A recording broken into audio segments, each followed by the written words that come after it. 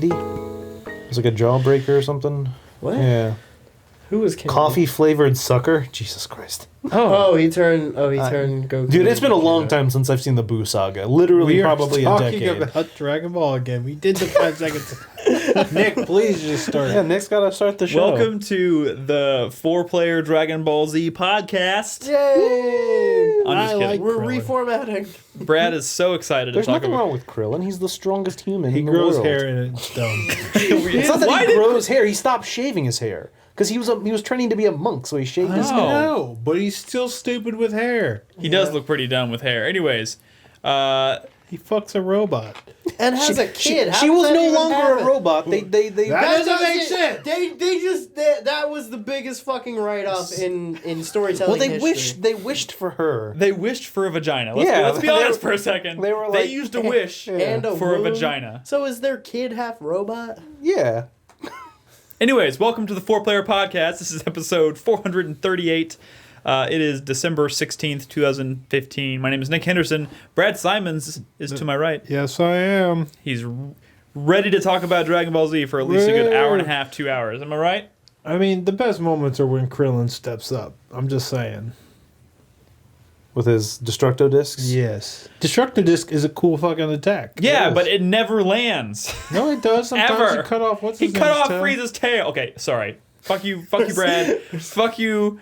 Nolan Hedstrom is joining us. How's it going, everybody? And 4Player podcast, and episode Chris- 438. I already did that. And Christopher Guthridge. Hey, there is a difference between an android and a cyborg. There is. And yeah, they are technically... A cyborg is more robot than Androids. human, right? I mean, Well, no, So what did they just found spare organs somewhere and shoved them inside? No, Or they were okay, people, human again. and they made them into Robots, right? Which is which kind of implies that he scooped out some of their fucking Yeah, human you don't need a tissue. fucking kidney when you're a robot? cyborg. But then if they turn you back into a human, you fucking need a kidney. Well, yeah, So where are they getting? maybe these, they got a where are they ro- getting all these extra kidneys? it's a robo kidney. Hey, are y'all excited about Star Wars? No. Yes. I mean, yes, I am, but let's talk That about... will completely derail the show. Yeah, that will completely derail it. How about we talk about and we're doing a spoiler cast. Jessica Jones? That show's real fucking frustrating. Who gives a care about the stupid fucking trial? No one cares. Hey. No one cares what happens to that woman. I haven't seen this show. Brad, All the motivations of that entire show are centered around the dumbest thing. You know what I mean? Like, why does she not get thrown back when she gets punched? Because I don't. you fucking piece of shit. We are not having this conversation. But you know what I'm saying? Yes, Just I know what you're saying, Brad. kill Grave. Just do it. Just do it. He's such a bad person. He's killed so many people. Who cares about this trial? It is so frustrating. Why are you still watching it? Wait, should I not watch it? No, you Well, should it watch clearly sounds like you're not really enjoying it. So. No. I mean, I like it, but that is such a stupid hang up. Well, not exactly. When you think about it, Okay, do you really want me to defend this right now? go for it. I feel like this whole thing, Jessica Jones is a failed superhero, right? That's her thing. She tried being a superhero and failed. Mm-hmm. She sees this as an opportunity to fix that, or what's the word I'm looking for? Redeem herself by saving this girl. So she has a personal personal stake. Well, it's also because Maybe it's kill kind the of, guy who kills so many It's people. also because it's kind of her fault. Yes. Yeah, I know. In that understand situation. So maybe what's going through her head, maybe what the writers are thinking. The difference is but there's you don't also this care. person is so dangerous. Yeah. So dangerous. Yeah. Just kill him. What? But you know also that Just kill him. even if you wanted to kill him, getting close enough to him to kill him, without him stopping She's you by had telling so many all he would have to opportunities. do is say stop. I know. No, I mean I know how the logistics. She's had so many his fucking opportunities. pheromones, man. Well, let's not get into it. Yeah. Sorry, we're not Yeah. here to talk about anything. We're gonna be Back to Dragon Ball Z. No. Believe it or not, guys, this is a video game podcast. There's Dragon Ball Z video games? Which we're not going to talk A lot about of tonight. them. I know. A lot Let's of them. let's refrain Okay. from talking about Dragon Ball Z video games. Let's talk about video games we've actually been playing. Well, before we get to that, Oh, was there something before that? Star Wars is on Friday. I'm really excited. When are But we I doing a have spoiler? nothing else. Yeah, let's talk I'm about that seeing next it. week. I'm seeing it on Saturday. So I'm seeing it on Sunday. I'm seeing it Friday, 10 a.m. You're going in the morning, huh? I have work I then. called off work. I probably could have, but Bernadette works. So I mean, I would say let's do a spoiler or a popcorn cast on Sunday, but I'm busy Sunday night. son of a bitch. We should do a spoiler cast while we're watching the movie. You know we can do a spoiler cast. We should via Periscope. Skype, right? We should Periscope during the movie. Yes. Yes. We can do a popcorn cast via Skype at some point. So one thing, I kind of wanted to rewatch all of the Star Warses, Have you all of them? all the Star Warses, All of them. And so I made a vow. Don't do that. In, Yeah, it's- you're talking to me? Yeah. Can I talk? Yes. In about Don't do that. 2011 or 2012, Oh, you made this vow back in 2012? that I would never watch Oh. episodes 1, 2, and 3 again as soon as I found out about Red Letter Media's reviews. And so that's what I've watched. I've now watched episodes 1, 2, and 3 via Red Letter Media. Plinkett reviews. You just watch the reviews for them instead of Yeah. actually watching the movie. Yeah, because they're so fucking horrible. Yeah. Why would I want to watch those? Ever? Hey, you know, I had this realization last night because I've been thinking about literally two things this month, which is getting all my Christmas shopping done Yeah. and Star Wars. And I had this realization: Disney owns Star Wars now, right? Correct. They can do anything they want with it, They can. including remaking episodes 1, 2, and 3 They if they could. wanted They're to. But I don't think they would No, even touch I don't think they're going to. But when you think about it, those are such a stain on the Star Wars history Yeah. that, like, if they really wanted to, they could tell that same story better. They technically They could make an anthology movie, No. one movie, and tell that whole story. They technically could. In It's one like, movie. It's like saying they could remake the holiday or the Star Wars Christmas special because that was so horrible. Or you could just let it fade off into obscurity. Yeah, just stop Like, talking about it, and maybe I eventually mean, it will you're go right. away. You're right. The alternative here is to just completely, because like I was saying before the show, we were all Star Wars fans except for Brad. Brad's not a Star Wars fan. I'm not a Star Wars. That was a joke. I mean, you It's a watched joke, the first Brad. episode in theaters, right? But like, I just don't understand where that comes from. What? that you're not a Star Wars fan. Yeah. You're calling us nerds for going to see it on Yeah, opening I mean- weekend. That's why I'm calling you Star When Wars. did I say that? Let's move on from that. What were you saying? Nick? I'm Several watching times. it Sunday. All of us are Star Wars fans. Go on. Just gonna say, like, the only reason, like, the Phantom Menace was such a train wreck Sure. that it literally, like, prior to watching the Phantom Menace, I was the kind of person who would watch at least one Star Wars movie once every week or two, Sure. at least, That's a lot. consistently. I watched them a lot, and then I saw the Phantom Menace, and I really, honestly, since that point, I never, like, I watched A New Hope for the first time in probably 10 years last week. Oh God. Yeah, I like it.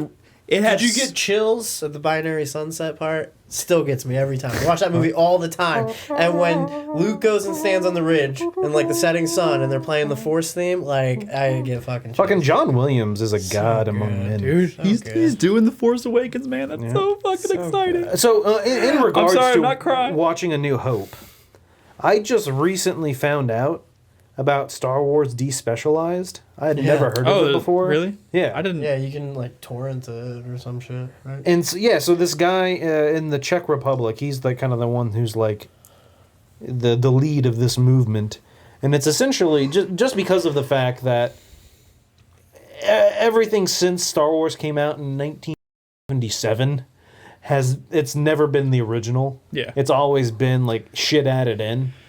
Yeah. And I also didn't realize that when I don't remember what the term is, like the museum of like movies and shit. Oh, the film archive. The film archive. The federal. Or Yeah, the whatever it is. National Film Archive. Yeah, National Film Archive. They were like, "Hey, George Lucas, Star Wars was great. Can we have a copy to put in the archive?" originals. Yeah. Yeah. And he was like, "Yeah, here's a special edition." And they were like, "No. We only take original, like what was shown in the theater." Yeah. And he was like, "You can have this or you can have nothing." Like, what a fucking ass. Yeah. That he won't give them a cut of the original movie. They destroyed. Yeah, the they original, destroyed- like, they destroyed the original prints of the 77 version of Star Wars. There's maybe like a couple that I think they pieced together from conversion prints after Yeah. the movie left theaters. Yeah. But there isn't original prints anymore. Which is so fucking dumb. Why? And so, Because George Lucas is a Nazi. there you go. He's a Star Wars George Nazi. Lucas is a George cocky Lucas asshole. hates Star Wars. And so, this movement is essentially making the highest quality version of Star Wars that is as close to the original as possible. Yeah. That's cool. I'm glad somebody's doing that. I am actually in the midst of watching, because I'm watching the Blu-rays, which are the special editions, obviously. Mm-hmm. And there are some things in the special editions that aren't egregious. Like, my biggest problem is they took this movie that was made in the 70s, and no, it didn't look amazing because it was from the fucking 70s, but who the fuck cares? It looked good for something that was made in the 70s, and they throw in all this fucking 90s CG that looks like shit in comparison. There are some it scenes just where does not look good. There are some scenes, I would argue, where the CG blends pretty well. I'm sure there are some where it looks when okay. Han steps on Jabba's Oh my god. That is the other end of the spectrum where it does not. They just cleaned it up. They didn't clean it up. Not only does that scene look terrible, that scene doesn't make any sense and hurts the character It of does. Jabba the Hutt. It does. It does. That's all indeed. it does. It doesn't provide anything to that movie other than, hey, remember that guy you saw in Return of the Jedi? Well, we put him in the first That and movie he's real now. tiny. Yeah, he's so small and he's such Yeah. such a little fucking dweeb in He is that not- in that scene. he is not- He's not at all what Don't he his is eyes in Full bulge Jedi. Yeah. Like what? When he gets stepped on, It he's was like, so fucking great that you keep hearing about this Jabba the Hutt guy, Jabba the Hutt for 3 movies, and then they finally show him, and he's a giant slug monster, and he's eating things and like feeding people to his Rancor monster, and he's horrible, and that is great. Why would you fucking ruin that? Yeah. You know what I Lucas. forgot? You know what I totally forgot? And I haven't watched Return of the Jedi because I'm watching the Blu-rays. Yeah. I haven't gotten to that yet, but somebody posted on Twitter, of course. It's all over the place at this point. I completely forgot. Not only did they add Hayden Christensen into the end of Return of the Jedi, Oh, God. they added Naboo to the Yes, the planet they did. celebrations. Yep. Oh my God! Did you know? I didn't know this until I started looking into this despecialized. They didn't just add Hayden Christensen. What is the Darth Vader's face? Sebastian Shaw? The guy who wore the suit. No, that's not the guy who wore the suit. The guy whose face was in the very end. The guy at the end. Yeah, that's a different actor than the Yeah. guy who was in the suit the whole time. Yeah, yeah. I think his name's Sebastian. So anyway, I don't know, they cut him digitally out. altered his face to make him look more like Hayden Christensen. They removed his eyebrows. They changed. Like, what the fuck? Like, why? They removed That is why I fucking hate they removed his eyebrows to make him look anything more that like George Hayden Lucas Christensen. did post the original fucking cut of the movies just made the movies worse. Now this is all very negative, No, because but let's be honest. This new one's looking pretty good. no, yeah, because George Lucas didn't have anything to do with it. Dude, George Lucas is... Sebastian Shaw is the Winter Soldier. Really? That's what No, Reborn that's says. Bucky Barnes. Yeah, that's Bucky Barnes. What is Reborn talking about? No, I think they're saying the actors. actors. The Oh, actor really? Sebastian Shaw is the Winter Soldier. That's Uh, pretty awesome. is it really? Why do I know that name? Because you saw Winter Soldier. Maybe, yeah. Anyway, how about that? How about that singing, dancing scene at the beginning of Return of the Jedi? The CG. Oh my god. Oh, that's the worst. Dude, there are so many things that I've forgotten. The Like I said, Magic haven't Band. seen Yeah. I haven't seen The Empire Strikes Back or Return of the Jedi in probably 10 years because of those movies. So I'm gonna be watching probably Empire Strikes Back tomorrow, Return of the Jedi on Friday. Oh yeah. Okay. Yep. Anyway. It's a good idea, and that's what I now that I finished episodes 1, 2, and 3, I'm gonna watch 4, 5, and 6 over the next few days, leading up to Star Sebastian Wars. Shaw is like a pretty badass name. You sound like Right? like a villain. Alliteration, dude. I don't know what I want to name my kids, but I want it to be alliterative. Okay. Like Herbie Hedstrom. Yeah, That's pretty good. Herbie yeah.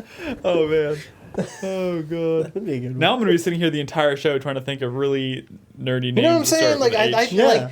like Peter Parker. Yeah. Like they have like alliterative names have such a fucking ring to them. Such a- Sylvester Stallone. How did you come Nash. up with Herbie so fast? I'm trying to think of nerdy H names in the first. I can't even think of one. Why does he have to be nerdy? Yeah. Yeah, Herbie?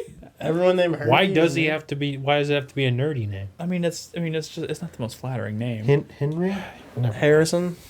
Harrison. Harrison Hedstrom. It's not That's bad. pretty good. That's actually not bad. That's pretty good. Write that one down in your baby book. Herman Herman. Hedstrom. Henrietta Hedstrom. Well, that'd be a girl. Herbert And- Hedstrom. Herbert. Oh, you. And then Hermione? Henrietta's a little old. If Bernadette got pregnant and you found out it was a girl, you'd be like, "Nope, we're abort it." Gotta start over. No, I never said that. Try again. How about Hal? Hal Hedstrom. And that's also, you could say you named him after the character in How Metal Gear the Solid, hell the one are who ya? pees himself all the time. Or Hal from... I kind of want to name my daughter 2001. Meryl, just so when she's bad, I can be like, Meryl. All right. That's not alliterative. Please, let's I talk didn't about say a it video was. game. You should name her Hope. Okay. I like Gamer Back. Hope Oh. Hedstrom. Hope Hedstrom. I've been playing some Xenoblade Chronicles We're X. still talking about baby names, Brad. It's okay, Dom Yang. You didn't miss much. How's Xenoblade going for you, Brad? It is Because it's going Xenoblade. bad for me. I'm so confused. Like, that's why. I'm so Because I have So, no idea what the fuck is going on. The first 10 hours of this game is just like a torrent of a whirlwind of confusion. Yeah. Dude. But once you come out the other end, there's pretty fun, addictive Dude, fucking I am video fucking game stuck in on the that other torrent side. of shit right now is the Yeah. problem. It's Once you rough. come out the I other recommend end- watching the official released Yeah, I need Nintendo to- I need to Survival watch Guide those. videos. I like how They're they have out to call there. it They've been out survival there. guide. Yeah, I mean, this is a game that had problems, and like when they localized it, they had to have been like, "Hey, man, we gotta Wait, make some videos." You And got they to the did. point where you got a skull? Yeah, I'm like. Guess how many hours it took him? Probably. Well, 50 hours. Do you know the reason I think that it's hard to get a beat on like how long it actually took people? Is because this never game has pauses. like this economy system where if you just leave your game sitting, you'll accrue money. So I've definitely done that, or like I've just been hanging out, browsing on the internet while having this game running in the background. But I would say realistically, it was probably about 25 hours of me actually playing the game before I got my skill. But Brad, everyone said it was like 50 or 80 hours. No one actually said that. People were saying It was that. one fucking Kotaku article. But again, this is a very open-ended game. You don't have to... I mean, you could spend a lot of time before getting your skill. Yeah. Now that I've got my skill, I have just gotten it here. I'm really confused. They add a This lot... footage is actually of me being confused. They add a lot of new stuff. It's basically like restarting the game. Well, I mean, you still do a lot of ground combat. In fact, right now, my character is such a powerful Galactic Knight that I can dish out more damage than that skill that I just got, because really you don't start getting the good skills till level 30. But I don't I'm watching you play this game. I've watched you play it several times. How do you keep track of it? There is so much going on in these menus. The problem is, Well, it's like you Matrix Kid, you don't homie. always need all of the information. yeah. It's just there in case you need You're it. fucking right, though. Like, the HUD is kind of a shit show. And It looks like an MMO. There's so much shit on screen. it No, kind of yeah. plays like that. It plays You're like one to staring an at extent. cooldowns. I mean, I'd say one of the weaker parts of this game is the combat itself. One of the reasons I'm still really enjoying it is because all the systems that sort of fuel that combat are so deep. They allow for so much customization, and the rewards that that are constantly dropping from completing quests, from defeating enemies, like that's really cool shit. So like it has the systems to kind of back up that combat to where even though like executing my combos or whatever isn't that like inherently fun, like I'm really not fun, per se. psyched when I get a new ability or when I see like crazy ass like damage because I put in a lot of work to get to that point. And that's I've talked all year long about how The Witcher is bad at that stuff. It is. This game is really good at that, and it's an example of how those aspects, the great loot, great customization, great like skill systems, class systems, is enough to back up a mediocre combat system. So, are you where you're at? You've only got the one skill so Just far. the one scale, like just some pretty basic equipment that came with it as well. What kind of restrictions do they put on you as far as like gearing up your whole team with skills? You have to. I mean, Do people at home know what we're talking about? Oh, it's the giant mechs, robot the suits. mechs, yeah. you can have mechs for your entire party. You just have to buy them. The thing is, the scales that you can buy right now are level 30. The one they give you when you get your scale license is level 25, so I need to play the game some more before I can just go to the shop. Your and, other party members buy some really can't badass use skills. skills yet. So they give you like a buffer period where you're just if you messing around look with real one. close, like they're real tiny. They're there. What do they do when you're just like jetting They around? run like, really fast. Well, I don't even know. they But just show up whenever you They stop. pretty much just spawn wherever you are when so you stop moving. I don't have a flying skill. That comes later in the game. That sounds so But I can't stress enough like how much faster navigation is, how much easier it is to run away from like dangerous fights when you're in your car mode, and you can also jump a lot higher. And I actually think it's one of the cooler aspects of this game. Like there's a lot of verticality and They're like the size of your toe. There's some very complex like terrain and stuff when you're trying to explore this world, and you actually do a lot of sort of climbing up like cliff sides. Yeah. And they intend for you to do that, and it's such a revelation when you get your scale because you could just jump so much higher, and it's like, man, like you really feel this sense of progression. And I think the problem I'm having right now, because I'm only like, I don't know. Dude, it's a big wall. I understand. 6 hours in, maybe. Yeah. And That's I feel like I'm still in tutorial mode. Yeah. Dude. Because there's still so much I'm learning. / I don't know why they haven't taught me about. / I'm confused as to what the fuck's going on. Like I had so much trouble on like the second story mission because I felt like I was under leveled. Like things were like just really kicking my ass. Yeah. And like it doesn't explain how reviving works. Thing is, you also can't ignore like your party members. You got to make sure they're. How can there be equipped well. that much You on gotta make sure screen? you're leveling up their arts.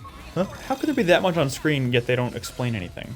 What do you mean? Because you don't like they're just showing you like you'll have flashing icons and like little indicators that you don't really know why they're flashing or like what they're doing. Most of It's- it is in the manual, but you got to read it. It's That's like what everyone the says. map. The map is like all color coded, but there's no like key readily available to tell you what those colors mean. manual, You yeah. have to look in the manual. Like it's such a pain in the but ass that's to like- that's like saying- interpret Like all The the physical information. manual? No, it's No, the There's digital. no physical digital. manual. Yeah, there's no physical. There's only They're digital like, manual. hey, here, take this exam.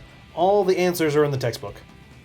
That's what it's like, because it's Yeah. like the fucking manual is so long. Yeah, I'm gonna spend an hour just reading through the manual, and I it's can't. There's no search function. I can't search through the manual. I just have to fucking read through it to find what I'm looking for. Well, like And I'm that's- at this. Don't I'm do at it. this Watch point, those videos. That's all I'm I at can this say. point too. Like I'm right around where you are, where I've done a few story missions, and they've set me up with the next like chapter 3 or 4 or whatever the next one is, and it's That's where like, I'm oh, at, yeah. you don't meet the level requirements, and it's like Isn't the level several- requirement like? it's like several levels higher than Yeah. where I am, so they want me to just go play the other game shit, for a while and then come back and do that. But I story still mission feel later. like it hasn't been explained. But so. yeah, but like I don't know what I'm doing. So I'm like running around in the world just like fighting things and collecting the little shinies, and I'm wondering like what kind of opportunities I'm missing because I just don't know what the so fuck to like, even that- do. that- I in can this give you game. some Like, early game That's tips. my problem. Is Like I'm advice. afraid that I'm playing in a way that's so wrong that I'm like wasting my time. You know what I'm saying? Like, I feel There's like no wasting time in this game because no matter what, you're eventually going to have to explore. So just sort of look at your map. Learn the colors of like difficulties of the areas because that's what the colors determine. You know, like purple's the easiest, and kind of like chart a path. Like if you learn what the icons are, that you could put like the probes Yeah. in certain areas. The frontier run nav. around, start placing those so you learn like what's in each quadrant and just explore. Like there's nothing keeping you from going to the other continents right now, even. You know, and remember that even aggro enemies, there's 2 types of aggro. They see you, or they hear you. Now, if they have a lightning bolt, you can walk, and they won't I didn't attack know you. that. So you might think that you're not okay for an area, but if you don't stay out of the vision of an aggro enemy that can see you, like you'll be fine. There's a lot of times where you'll spend a lot of time like hugging cliff sides, trying to stay out of dangerous fights, just so you can get to a node. node and Place place the node because that'll boost your experience. The reason I say explore is because story missions will have like. Before you do this story mission, you will need to have charted like 20% of There's priority. like an exploration pre-requirement. Yeah. Wow. And the reason they do that is because exploring this world is the point. I mean, that's the story of this game. They want you to be doing that because when you get to these story missions, they're like, oh, this is a big story moment that happens in this part of the world. They want you to have explored it to a certain point because it doesn't make any sense otherwise. Do you see what I'm saying? Yeah, it makes sense. And when you have, and later on too, they'll require like you need to have done this affinity mission because you have to have met a character before he can appear in the story. It makes sense. It's just it's daunting. It's super daunting. The game is so fucking dense. It's not like this is poorly designed necessarily. No, it is or though. No, but I mean think like the the manual is the good. game Tutorial. systems, like the way the systems interact with each other and the way you're supposed to play the game, like I think make a certain amount of sense. Like as you explain it to me, it makes sense. Like yeah, okay, I can see why they do that, but getting that information into the player's head seems to be such a problem for this game. Wait, Like- there's a cockpit view? There is. Well, it's sort of like a mode you can go into battle where, well, if you go into that mode, none of your abilities have like cooldowns or something. Again, I'm still learning that stuff, but that is something I think they explain in videos. So again, watch those survival guides. Yeah, those that's what I need those to things do. are meaty. Like the one that talks about the combat is 15 minutes long. And they go in depth. And those are officially Nintendo released videos. That is the answer. I'm gonna be honest. This game looks exhausting. So Well, I mean, it's actually more addictive. So yeah, than so I want to say exhausting. that even though I've been having all these frustrations, I want to go home and play it. Yeah, I mean, I've been having a lot of fucking fun playing it. It's one of those things where the first, I don't know, 5, 6, 7, 8 hours are kind of going to be, you just got to learn. There's a lot to learn, but once you know it all, then it's just second nature. You just fucking do it, and you just, I'm going to go do this. And it's one of those types of games where it just takes a little while to get to know everything. Acclimate. Nick, Yeah. after the past week and a half, over the past week and a half since I've had this game or whatever, I've been intending to, like, when I'm not broadcasting, I'm just sitting at home, Malia's at work, I'm like, I'm going to play some Metal Gear. I'm going to play the Witcher DLC. I'm going to play some Fallout or some Tales from the Borderlands. I have not... It's because, like, I'm going to play, like, an hour or two of Xenoblade, and then I'm going to move on to some other shit, and I'll just play this all night long. It's... Once you start understanding how all these systems work and interact with each other, this game is incredibly addictive. And that's why I've dumped... my game clock is, like, 35 to 40 hours. Because it's... Once you get going, it is really hard to stop. It's like an MMO. Thanks like for a the fucking warning, video game. Brad. It really Thanks for the is. warning. It's really fucking cool, and I can't stress enough. Like the sense of scale, the beauty of the environments. It's kind of. I just wish though that incredible. beauty wasn't hidden behind so much damn HUD. Well, when you're Holy running crap. around, not fighting. Dude, is that things, the cockpit view? Yeah, that looks so weird. Dude, that looks like you're sitting in like the Millennium Falcon or something shooting TIE fighters. That was crazy looking. Well, you're on a whole Star You're Wars actually thing in right the now. cockpit. You're actually in the cock of the robot, I believe. All right, kid, don't get cocky. But Nick, when you're Have I mentioned I'm excited? when you're exploring the environment, all that HUD goes away. Yeah. It's Except just when for- you're in except for the battle. Well, like I feel like it's so dense, like so densely crowded with enemies that you're pretty much going from one fight to the next. So that HUD never really goes away. those enemies- I'm fighting enemies for the sake of this video. Like when you're exploring, like so see it all goes away except for your mini map, and I have the control. You can turn hints. that off though. The thing is, whatever you do, and I did only have the mini map before. You can't turn off control hints because they go away in the menu. Really? If you turn off the control hints that say, press this button to jump, they go away in the menu. Like press Y to get to the sub menu for this equipment or whatever, That goes or away? press X to sort. That goes away. That's It's the dumb. dumbest thing I've ever seen. That's poorly. And like there are designed. systems like I didn't realize you could like say upgrade weapons because I had that you had turned it off turned for so off. long, Yeah. and I would just press random buttons and see what they do. Like just leave it on. But it's like an MMO, Nick, or any RPG with a lot of HUD is. It's like Matrix code. Eventually, you'll learn to look in the Yeah, right you see places and through ignore it, the rest. yeah. But yeah, I mean, don't get me wrong. Like this game is fucking beautiful. And it's a goddamn Wii U It's game. surprisingly beautiful And there- for a Wii U game. And like the fact that you lack can of loading. The draw distance in this game is fucking ridiculous. You can go into it's crazy. It's fucking.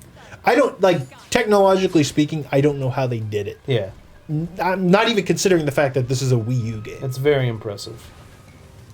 That is nuts. Yeah. Yep.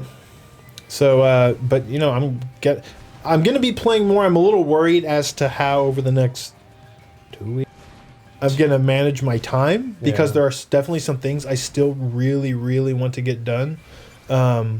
Crispy. When you mechanical is the most important thing to level up. Okay. Of the Like three the field stats. skills. Yeah. Because that determines. Because you'll find certain level restrictions on probes, Yeah. and you'll get so frustrated sneaking into a hard area if you can't put down a probe. And Yeah. most of them are mechanical. They're all mechanical. Oh, okay. So yeah, Jesus Christ. Good to know. Yeah. but yeah, it's cool. Like this jump, I wasn't able to do until I got my scale, and was so excited when I could do it. That's cool. And then I was like, wait, this enemy is really hard. I shouldn't be here. That's the don't thing. think If the it's enemy doesn't panic. aggro, you don't have to fight him. Yeah, no, I don't. But You can just walk yeah, away. Yeah. I was like, wait, I'm not high enough level. Anyways, it's really fun. I'll be playing some more. I am kind of getting into to Fashion Blade, Why? because the being able to have fashion gear is so cool. Dude, yeah, Yeah. I do like that. I've already started. I've probably paid way too much money on fashion gear already. Yeah, and you'll notice that some of the dumbest little like basic throwaway basic Super missions, okay. some of the little shitty like basic missions you can get, just like your little gathering or hunting quests Yeah. that you don't really have to do. Those will get you like pretty cool like cosmetic stuff nice. for fashion gear. There's one more thing I want to say before we move on. Okay. Is that the story is getting better than I thought it would ever be. Really? Like, there was a really, really cool twist that I think Oh, damn. somebody like Crispy might appreciate once he gets to it. It's just a cool racist. sci-fi thing. Was it like Planet of the Apes? It's Don't say it. it's crazy. Don't It's say crazy. it. I was really shocked when I Why found did you have that. to go and say something like Don't that, say it. Brad? 'Cause Also, I'll say that you when you start doing affinity missions, like there's a surprisingly decent amount of like character development. They're all like these missions revolving around your main story characters, Yeah. but also the characters that you can get in your party, and they're all like voiced, and there's like good character development, and I really kind of dig that stuff. There's like what would be like a pretty it wouldn't it seems like it's stuff that wouldn't necessarily be optional in another game, but it's sort of broken off into these affinity missions, and I'm really enjoying that stuff. It's a lot of just weird quirks and restrictions, like UI stuff that like this game has flaws. Oh, yeah. But it's also doing these remarkable things that you're just not going to get from other games. Period. And I'm really enjoying it. Well, I'm Cool. excited to play more. maybe I'll get to it when everything else stops coming out, which is never. I just wanted to talk a little bit about just briefly about Life is Strange. Do it. I did start that last Friday during my broadcast. Is Life Strange? How many episodes? That first episode is not I've- very strange, but I got about good way through episode 2, I think, before I had to stop. So I played about 4 or 5 hours of it. I wasn't really planning on playing this. I've had a lot of What people. made you play it? Well, I I'm had a lot. surprised you chose this. As I had a opposed to- lot of people recommend it to me. A lot of people said that specifically they think I would enjoy it. Let's take a break. That's interesting. I had one person write me an essay and an email basically telling me that I need to play it. Feels like a different time. It's good. And I literally went into it pretty much blind. Outside of what we talked about on the show, which we were obviously trying to avoid spoilers and whatnot, I didn't really know what to expect from this, We need a new secret hangout. especially like character motivation wise. I didn't really, Are you I knew nothing. So I'm enjoying it. Totally It's forgot about what happened. it's so divisive as far as I can tell. There are people that love this game, and there are people that there are people that I could just like have like the weirdest level of disdain for this game. And then there's people like me who like it, but don't think He's it's armed and clearly the dangerous. best game of the year, like a lot of other No, people yeah, do. yeah. I mean, I haven't played enough of it so far to form an opinion one way or another, but I am definitely liking the setup more than I thought I would.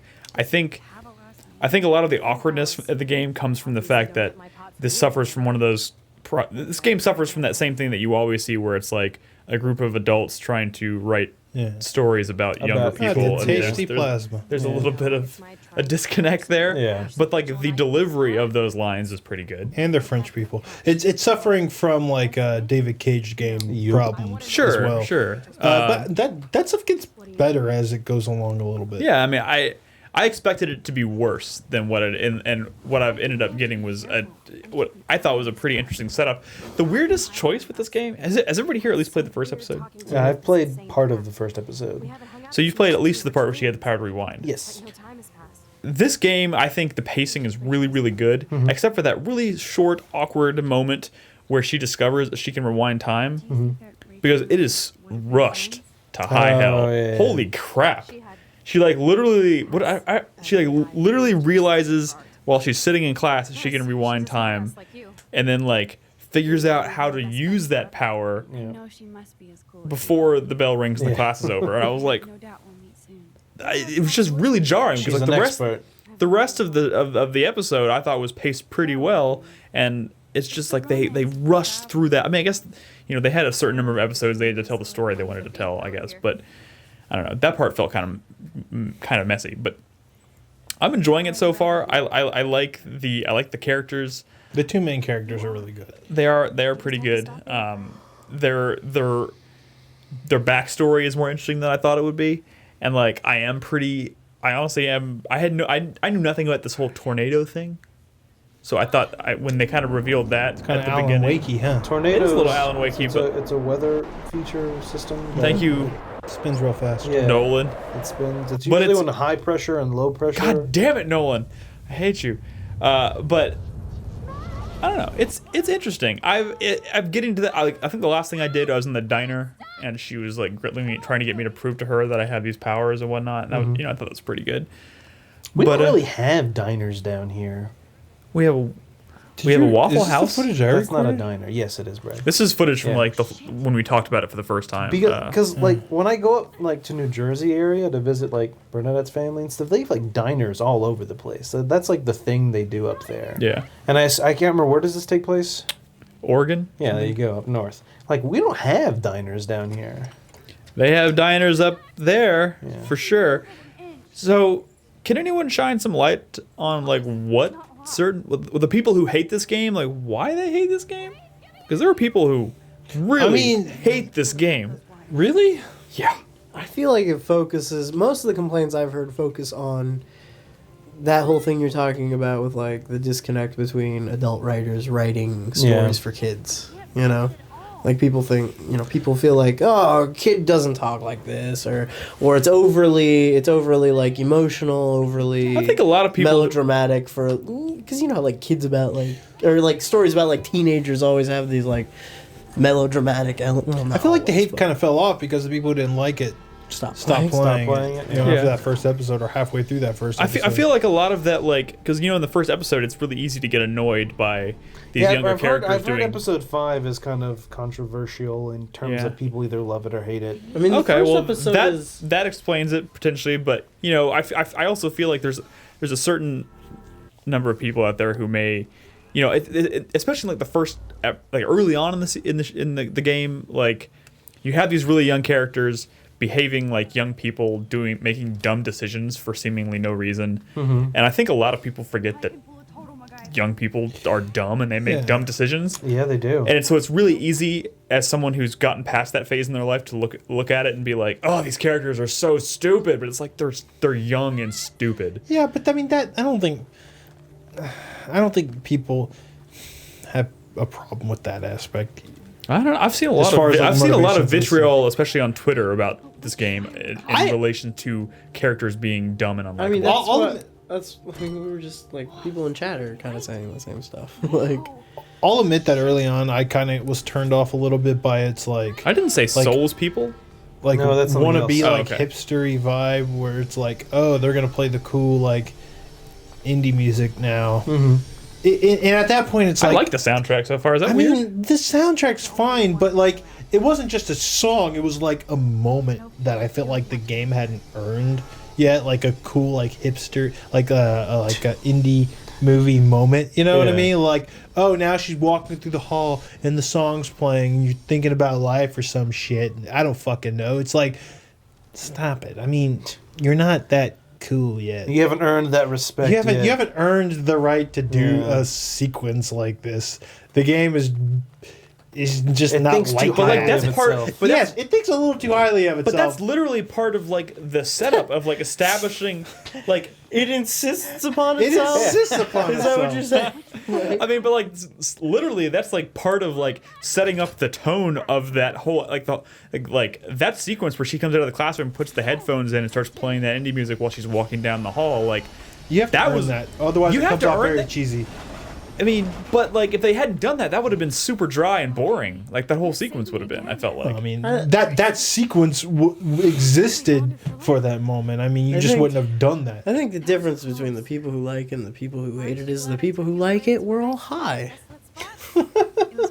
Is that what I'm doing wrong? I don't know. I don't think know. Life is It Strange does- ends up it- being pretty cool because Yeah. the characters will really grow on you, and it is a pretty cool like she can control time, and that's kind of cool. I mean- especially when Chloe finds out. And, Like I said, I've only played an episode and a half, so this could still very easily go How either far way. back can she rewind time again? Yeah, they have like It's weird. specific points of decisions. So you have like a circle, and when you Yeah. oops, sorry, the mechanics of it are just when you throwaway, when though. you hold the trigger button, it like reverses time, Yeah. and when a significant event happens that would alter like a fork in the events, it puts a little dot on the wheel. So when you Yeah. rewind it, you'll rewind it back to the last dot. No, I'll So- say this: like the mechanics of it are. So why doesn't she just go buy a lottery Well. ticket? And that's a significant life-changing event. You And then can't- when the numbers come out, rewind time. You can't talk about logic. You can't do that. Change your numbers to She's the winning young and numbers. stupid, Nolan. That's why. All this That is seems like something a young and I guess you might be too young to Dude, buy like a I lottery forgot. ticket. They, No, at no, some no. point, they introduced in this the idea that you could go basically have sex with anyone you wanted and then rewind time like it never happened. yes. Wait, how old is she again? Well, it's like She's like a high school. senior or Like whatever. Okay, senior. I guess that's fine. Nolan. She looks like she's like No, 14. The time, like in terms of mechanics, Yeah. all it is like a Telltale game where you can like change your decision. That's all. yeah, that's pretty much. That's Yeah, that's true. You know, that is true. outside of that, it's just sometimes there's some really stupid like he said. quote unquote puzzles you do with it, but I mean, you play this game for the story, and that's it. Okay. Yeah, and that's true. And luckily, the story that's there, I think, is done pretty well so far. But what the fuck was up with that Final Fantasy Spirits Within thing?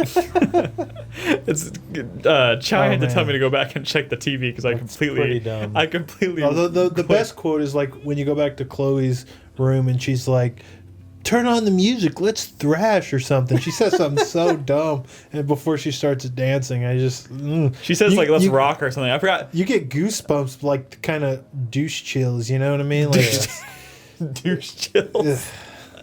The funny thing about that scene is she said something like "let's thrash, let's rock out," and obviously she's like a punk character. No one And I talks thought like she was that. gonna throw on.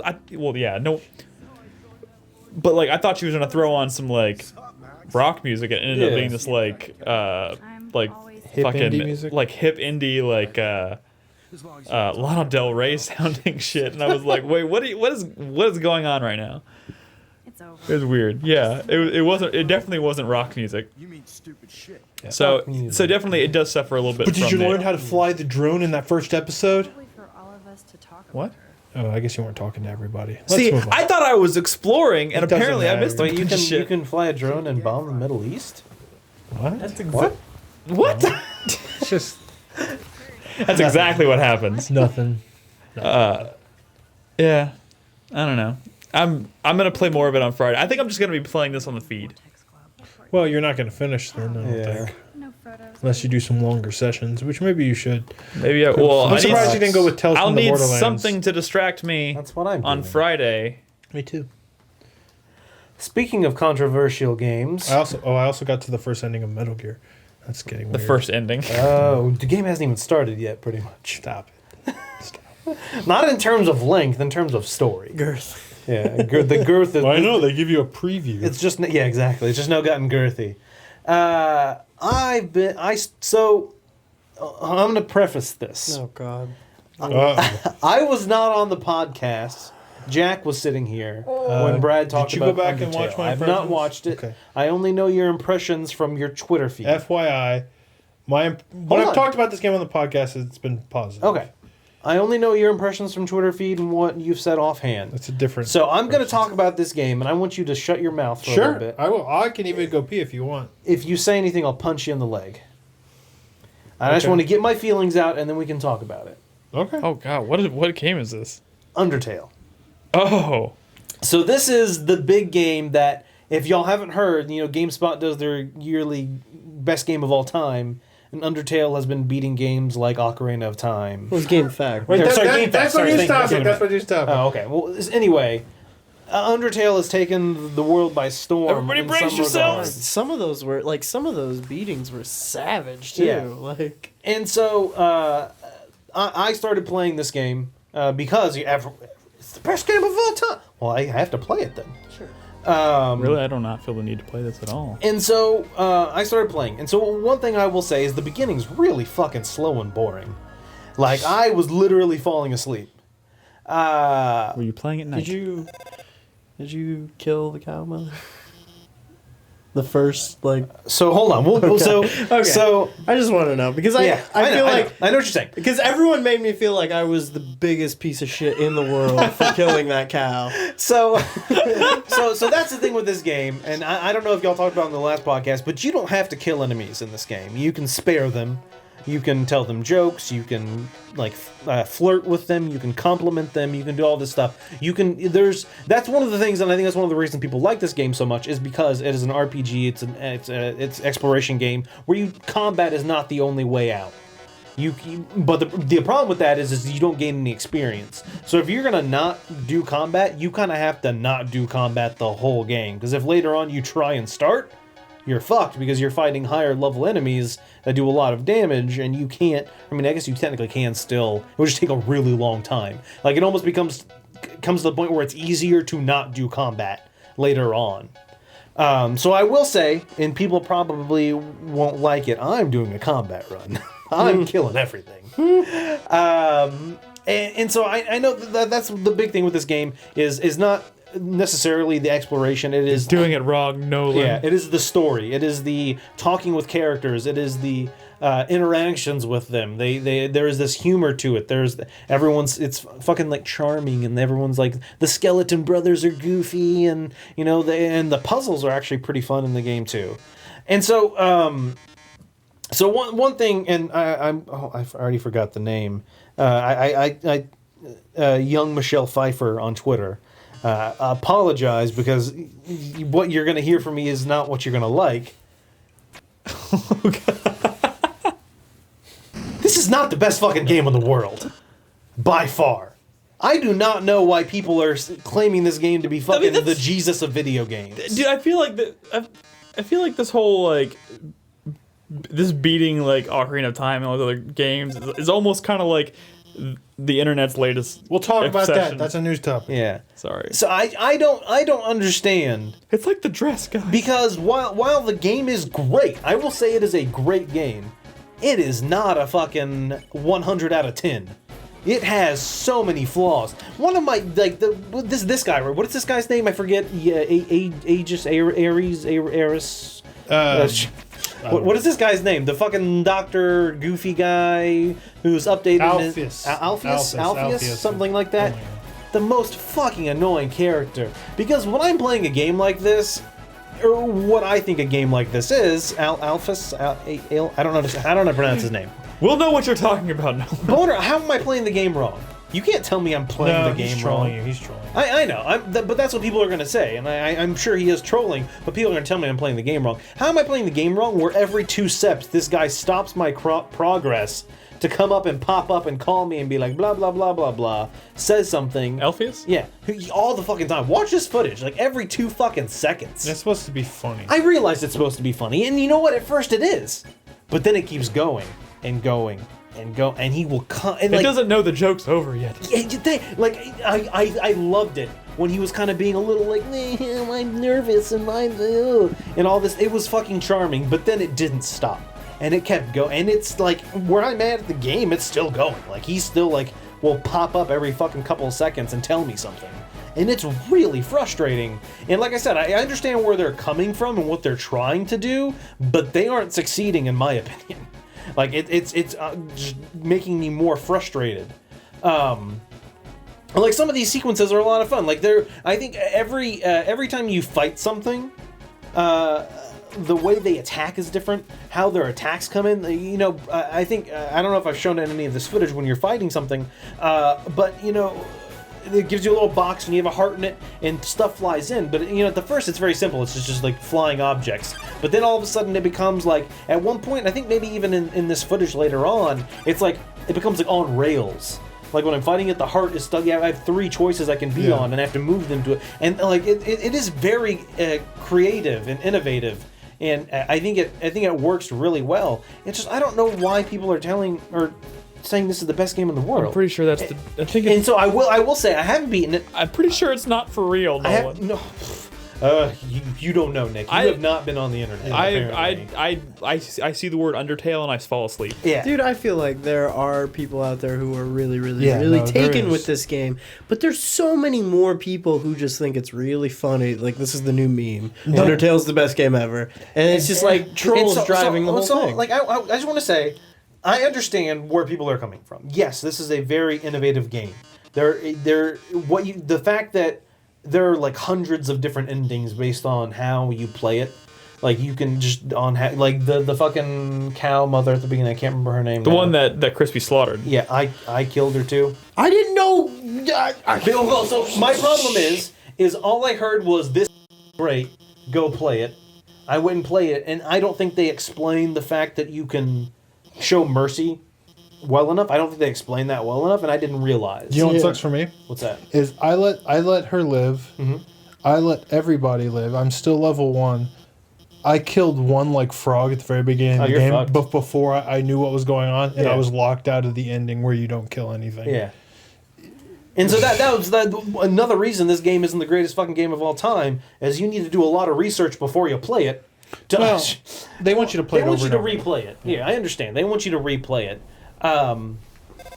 But I mean, like, I don't know, like, I don't have time to replay it. I mean, I know it's not a super long game. I'm only like 3 hours in, and from what I gather, I'm pretty close to the end of the game. Maybe 4 hours. Did you finish it, Brad?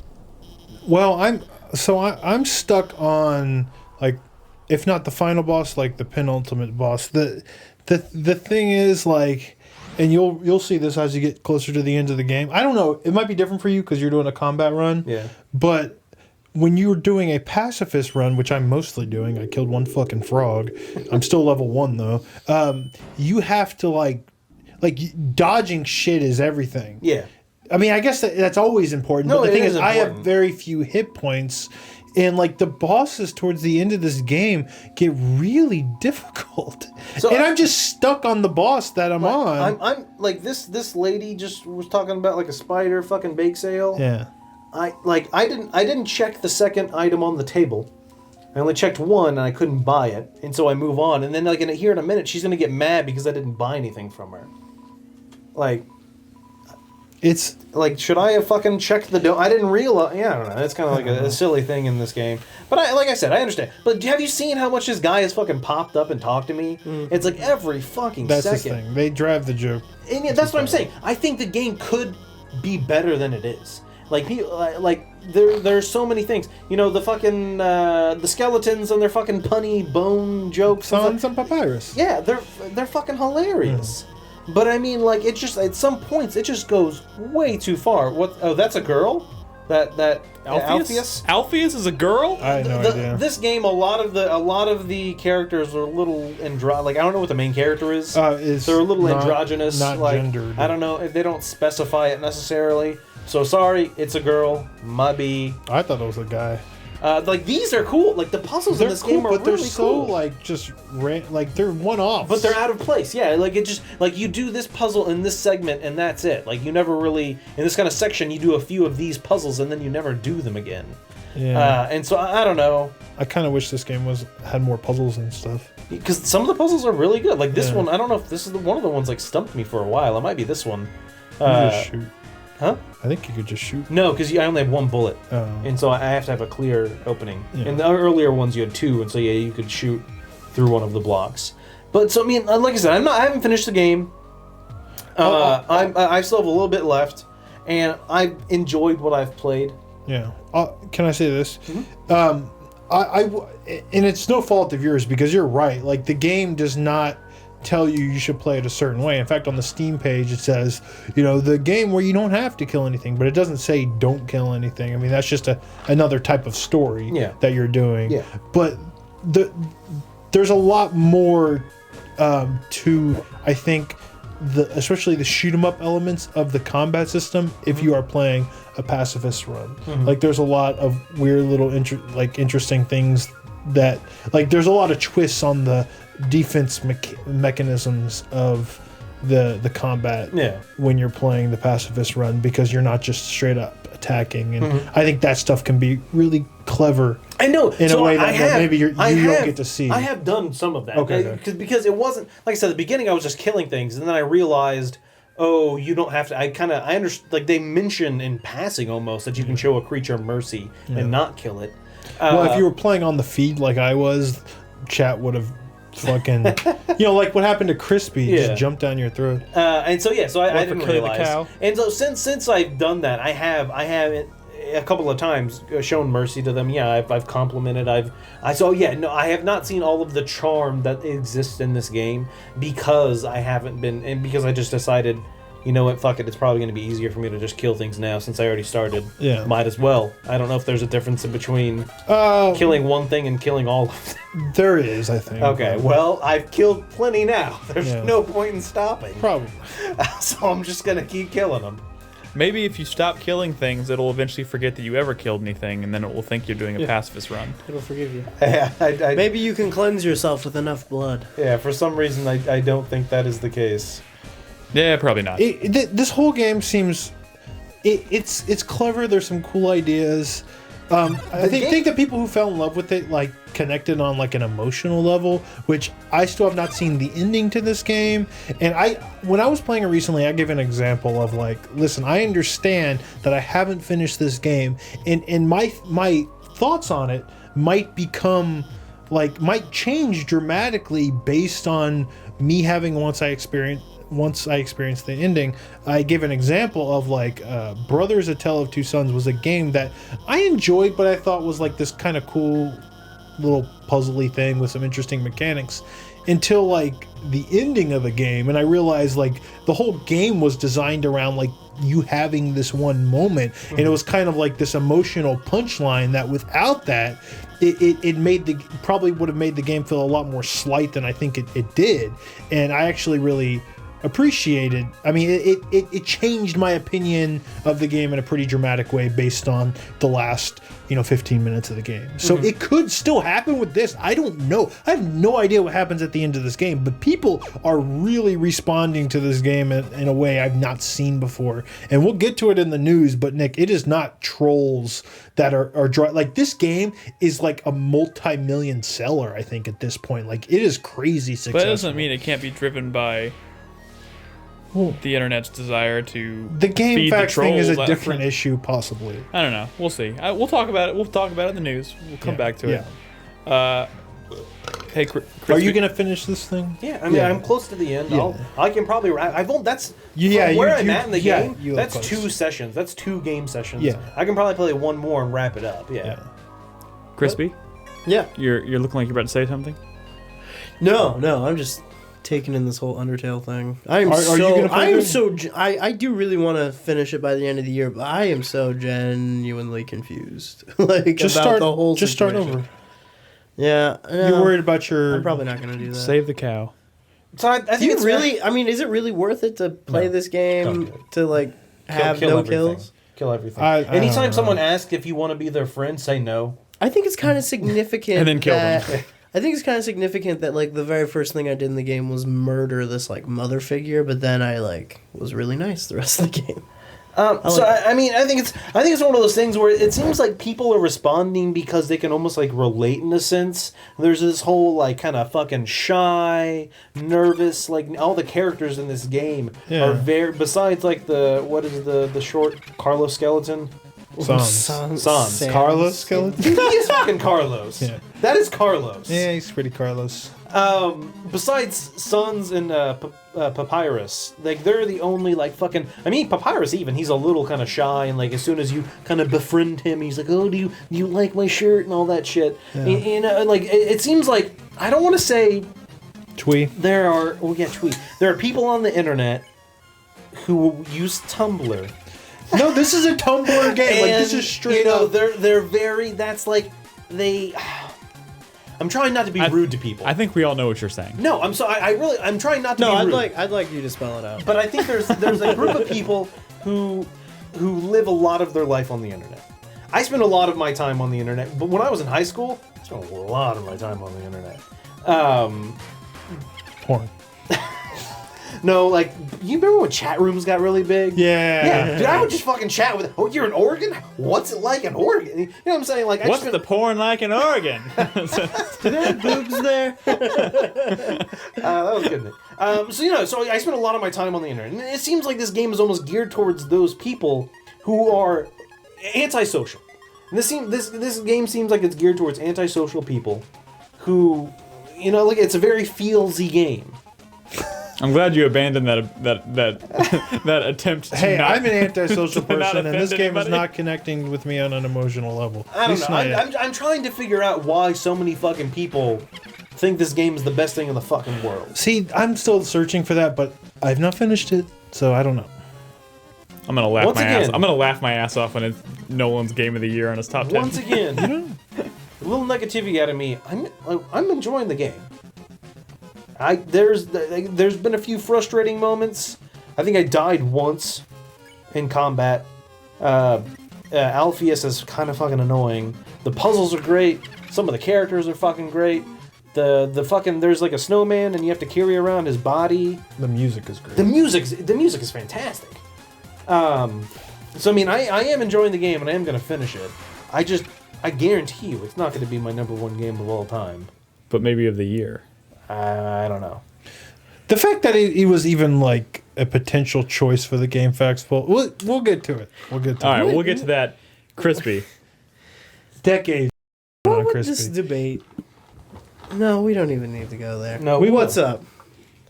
You been playing anything? You know what I played the other day for a significant amount of time? What's that? Magica 2.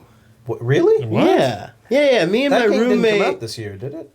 Yeah, it did. 2 did. It did? Yeah. Oh, The second okay. one did. Yeah. Came out early, I don't have any footage or anything of it, and I mean, I've never played the first So you've been Magica. playing it with Cam? I was playing it with Cam and with our course. buddy Jeff. It is a lot of fun. Did you play the first one? I've never played the first one. Which I'm surprised because the first one What kind of pretty game well is received. The Magica second again? one was not, and Oh, I'm not really? sure why. Yeah. I don't know. I mean, it seems like from what I understand from the first one, it still like revolves around the same basic formula Yeah. of. So the whole idea is that you're all wizards and you have like 8 different spell components that you can just combine on the fly into different spells, and doing different combinations of different elements and different like types of spells give you different effects. And you so can cross like the streams. yeah, you can do like a fucking rock wall that has like steam coming out of it that'll hurt people. You can combine certain elements to make new elements, like you can make things like poison and things like ice and shit like that by combining like water and freezing or water and dark or stuff like that. It is really, really cool. It is a neat idea, but it also in execution, it falls into the same category as like Helldivers. It's the same same people. Yeah, where it's like half the game is just about trying not to kill your teammates, like while you're casting all these ridiculous But spells. that's what makes like, those games fun. Yeah, it is fun. It is really fun. It's super chaotic. One of the few couch co-op games. Yeah, it's a really left. good, just kind of like light co-op experience.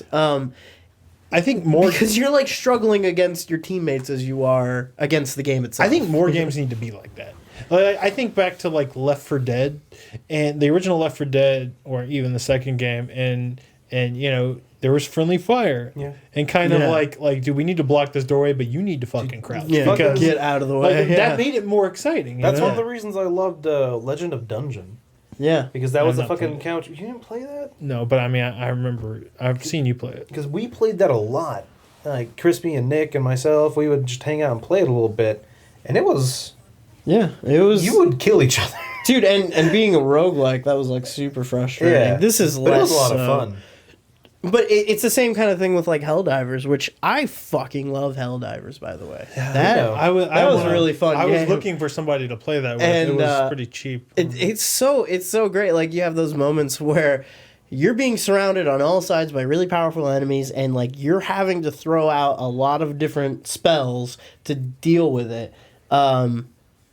But you end up just killing your teammates as much as anything. Like, oh, I'm gonna cast a wall of like poison rocks to protect myself from these enemies that are weak to poison. But like your buddies are around you too, so they also die, and you just have to revive them.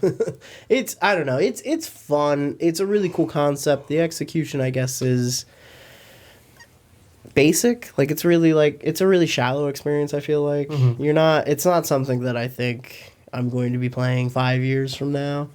But it's really cool. It was one of the free PlayStation Plus games on PS4. So, I mean, if you have it, check it out if you haven't played it. It's pretty cool. Why are you making that face, Brad? Did you just remember something?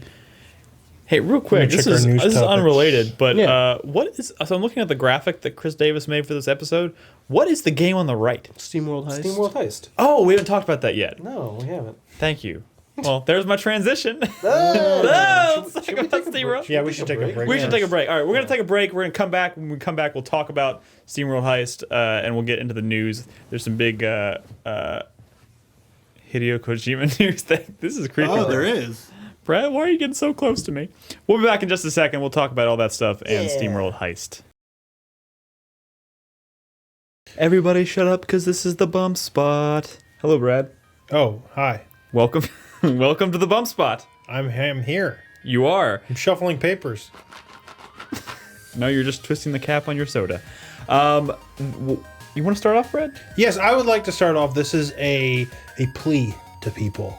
We are trying to put together what is probably my favorite video of the year. It is the community voted best moments that you saw on stream or on the podcast, best highlights of the year, as voted, as nominated, and as voted by you guys. We need more submissions. We're currently putting together the poll that you will vote on, but we need more people to go into the forum thread and to submit what are your favorite video highlights of the year. I think it's pretty simple. I think we got like 40 plus so far, but we would like more. Yeah, we would like more. Just go. I mean, you could go on our YouTube page to the beginning of the year and just pick out the moments that you thought were the funniest, whether they be a silly podcast moment or something that happened during a game. Like that great moment we just had during the break.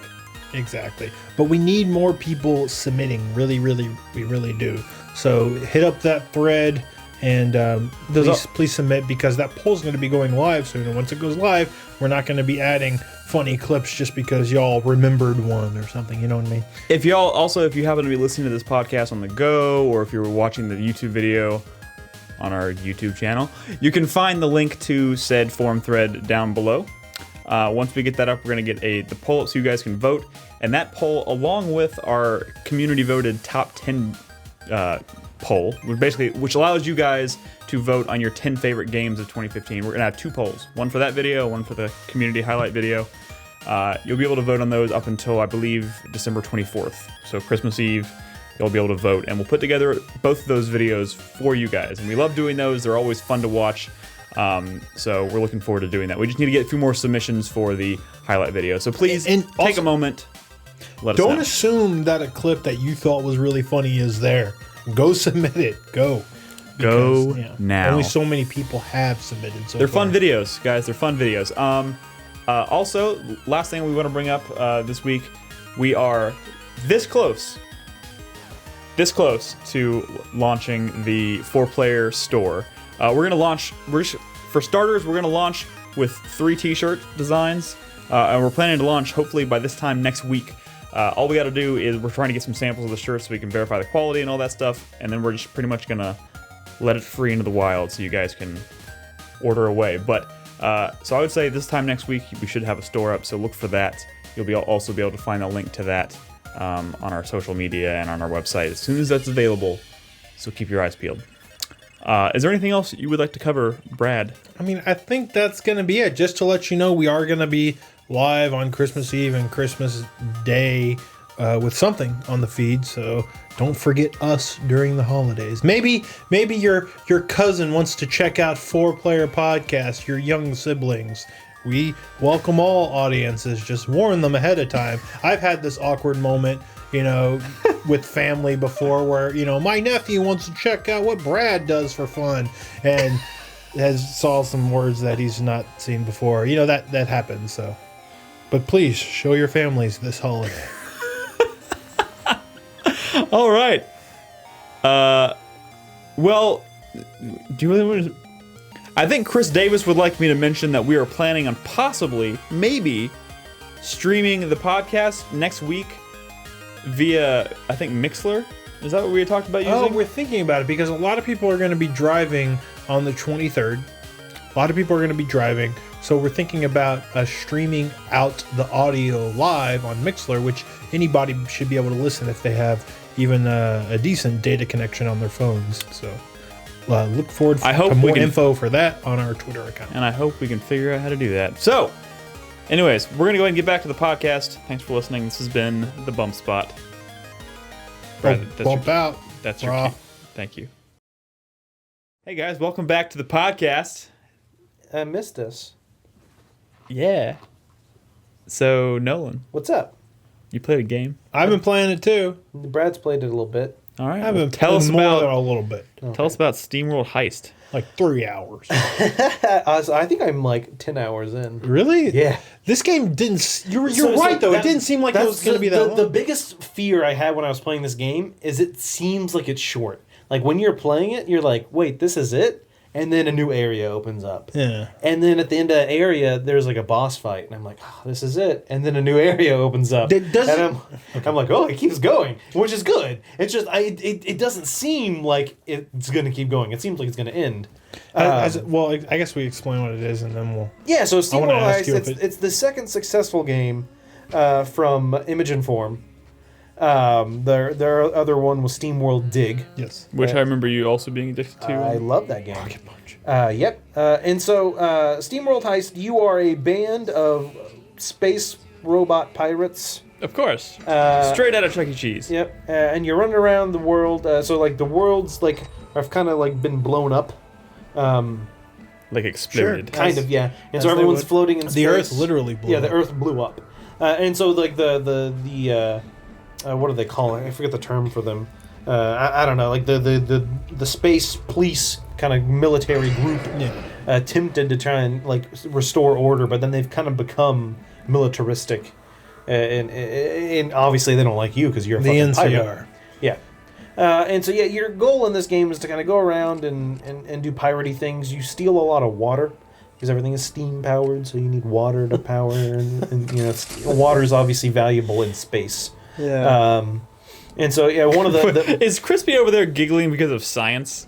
Yes. I feel like that's a science giggle. Yeah, it was. And so it is okay. So it's a turn-based strategy game, and it is very. There's a lot of sometimes almost frustrating things to the game. So I mean, cover is really important.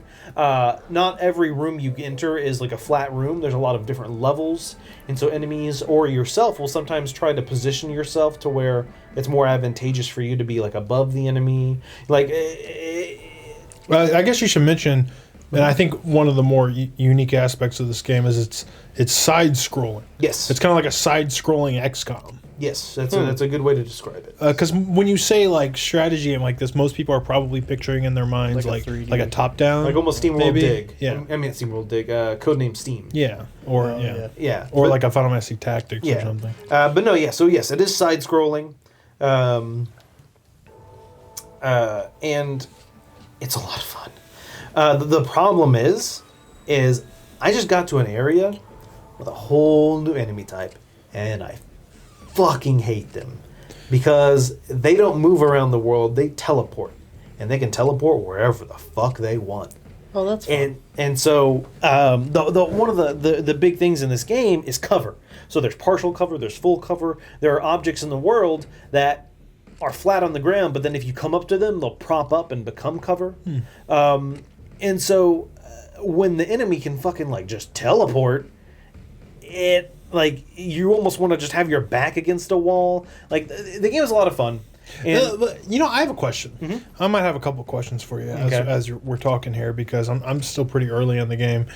Is cover only cover if the enemy's on the opposite side of the cover, or are you getting a defense bonus from just being crouched down near cover? So it only protects you from bullets. Okay, so it doesn't add any sort of like No. defensive Because this isn't a game of like numbers.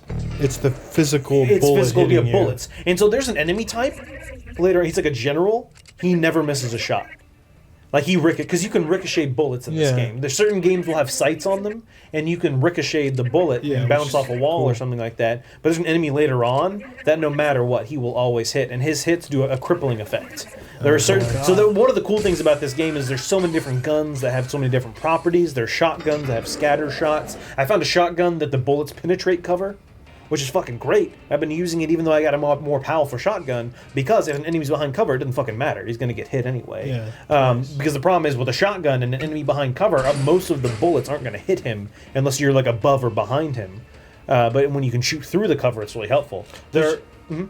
There's just something so inherently satisfying about the aiming mechanic. It's kind of like Worms or whatever. Yeah, it's it's really similar to fun Worms, lining yeah. up a shot and like hoping it hits, but then even if it doesn't, just to see what kind of fallout happens from your bad shot. Yeah, it's just so satisfying. There are guns later on that have an area of effect. Yeah, like I've an got some of explosion, those. and those can be dangerous because you can accidentally calculate the angle on a shot, bounce off a wall, and hit yourself. This guy right here, I love this guy. If he ever kills an enemy, he gets to move again.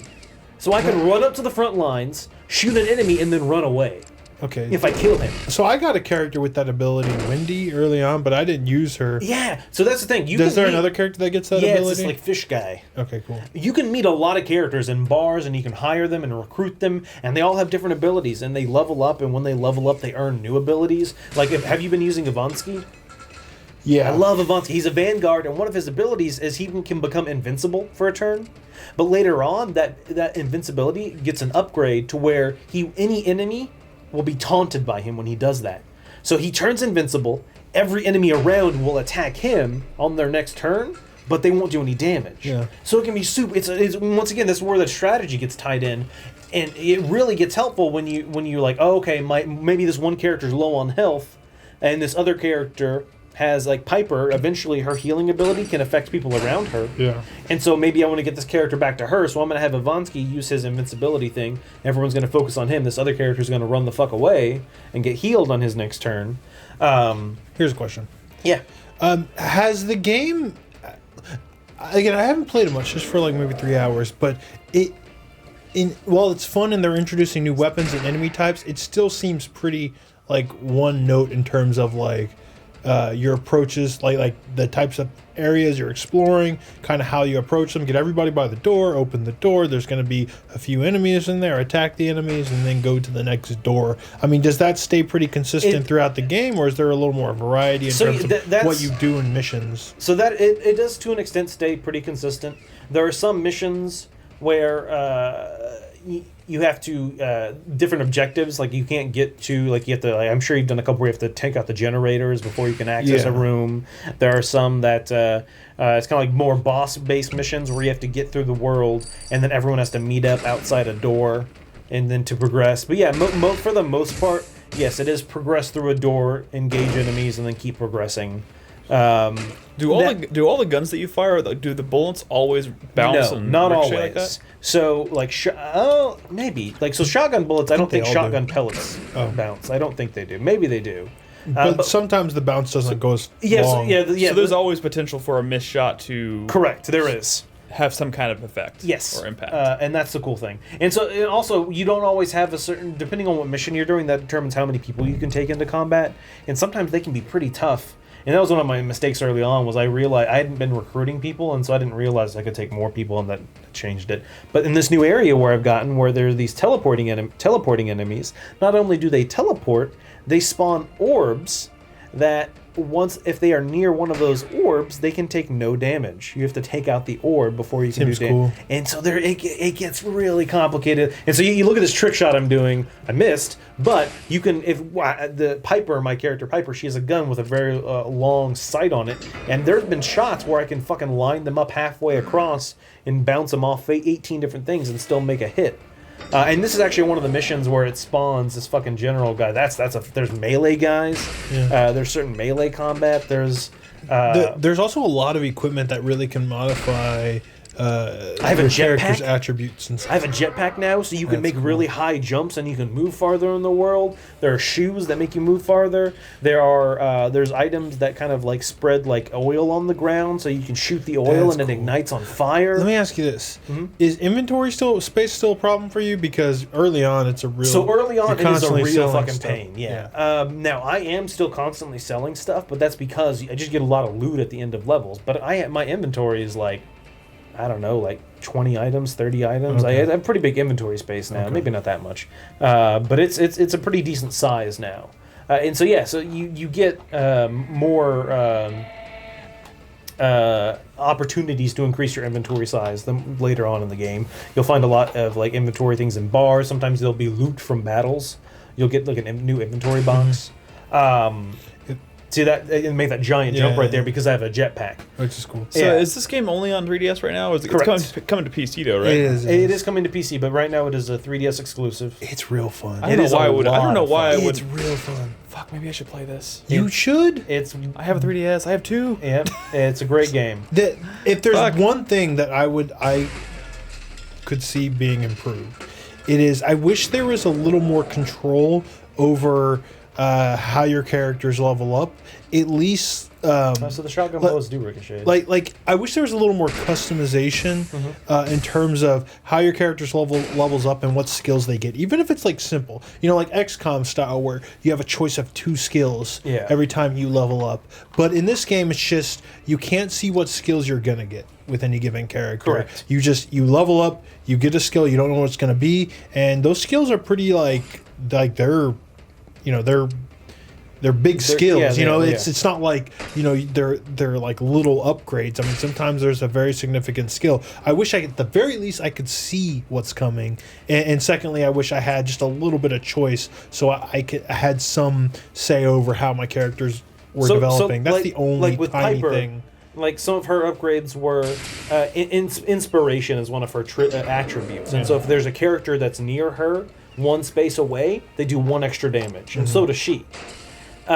With that upgrade, it then changed to 2 spaces away, and now with another upgrade I just got, they do 2 extra damage, and then also with her healing, she got an ability to heal herself. And then that upgraded to where she could heal anytime she uses that, she completely heals herself and anyone that is within 2 spaces of her. So that can really turn the tide of battle, and I'm pretty sure I use it in this fight right here. But how much more satisfying would it be if like you had like No, I know those what were you're like 2 saying. different upgrade paths? I see and what you're saying. You could pump up inspiration. And I honestly think that's a little... the game isn't balanced that way. I think that's the issue. Yeah, you're right. I mean, it'd have to be tweaked, but it could be really satisfying. No, it could be. But... How much is this? Like... $20, I think. Yeah, $20. Fuck. I think it was on sale. I don't know if it's on sale anymore. This game is very much worth. Yeah, the man, price. And like I said, I've already I'm not played doubting it. It's just December, and it's. I've already played it for 10 hours, and I just got to a 3rd area, which has been really tough so far. I don't know how many areas I already there told are. you guys. I was comfortable. I had accepted the fact that I had. There's so much. There's played stuff coming everything out. that I There's needed to 2 play. games I've never heard of that just came out, like some indie games, that are like pretty anticipated and people are saying are pretty cool. And it's scary, man. This has been a crazy year. This was a really tough fight. This is a boss fight I'm in right now, and there are some fuck. So there's 5 different difficulties in this game, and on the base one you just get regular experience. There's no penalty for losing a fight.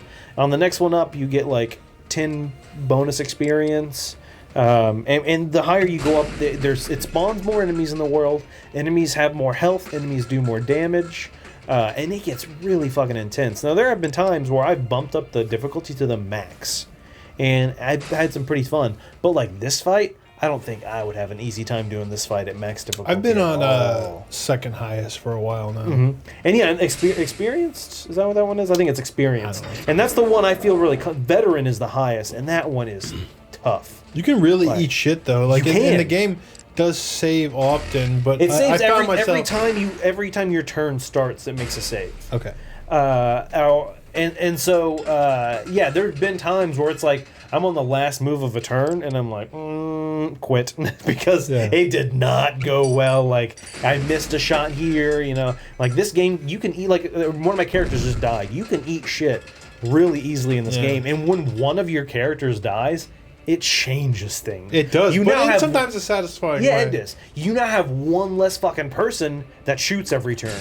You now have one less person that can help avoid, you know, take the heat off of you. It can be intense. And it's one of those things where it's also, to an extent, and I think it took me too long to learn that, you need to focus on clearing as many enemies as possible. You know, there are times when your guys are spread throughout the map, they're a little far from each other, but you need to, I don't want to say regroup, because if you're grouped, some enemies have area effect attacks as well, but you want to try and just diminish the number of enemies you're fighting against, because that just means one less person that's shooting at you every turn.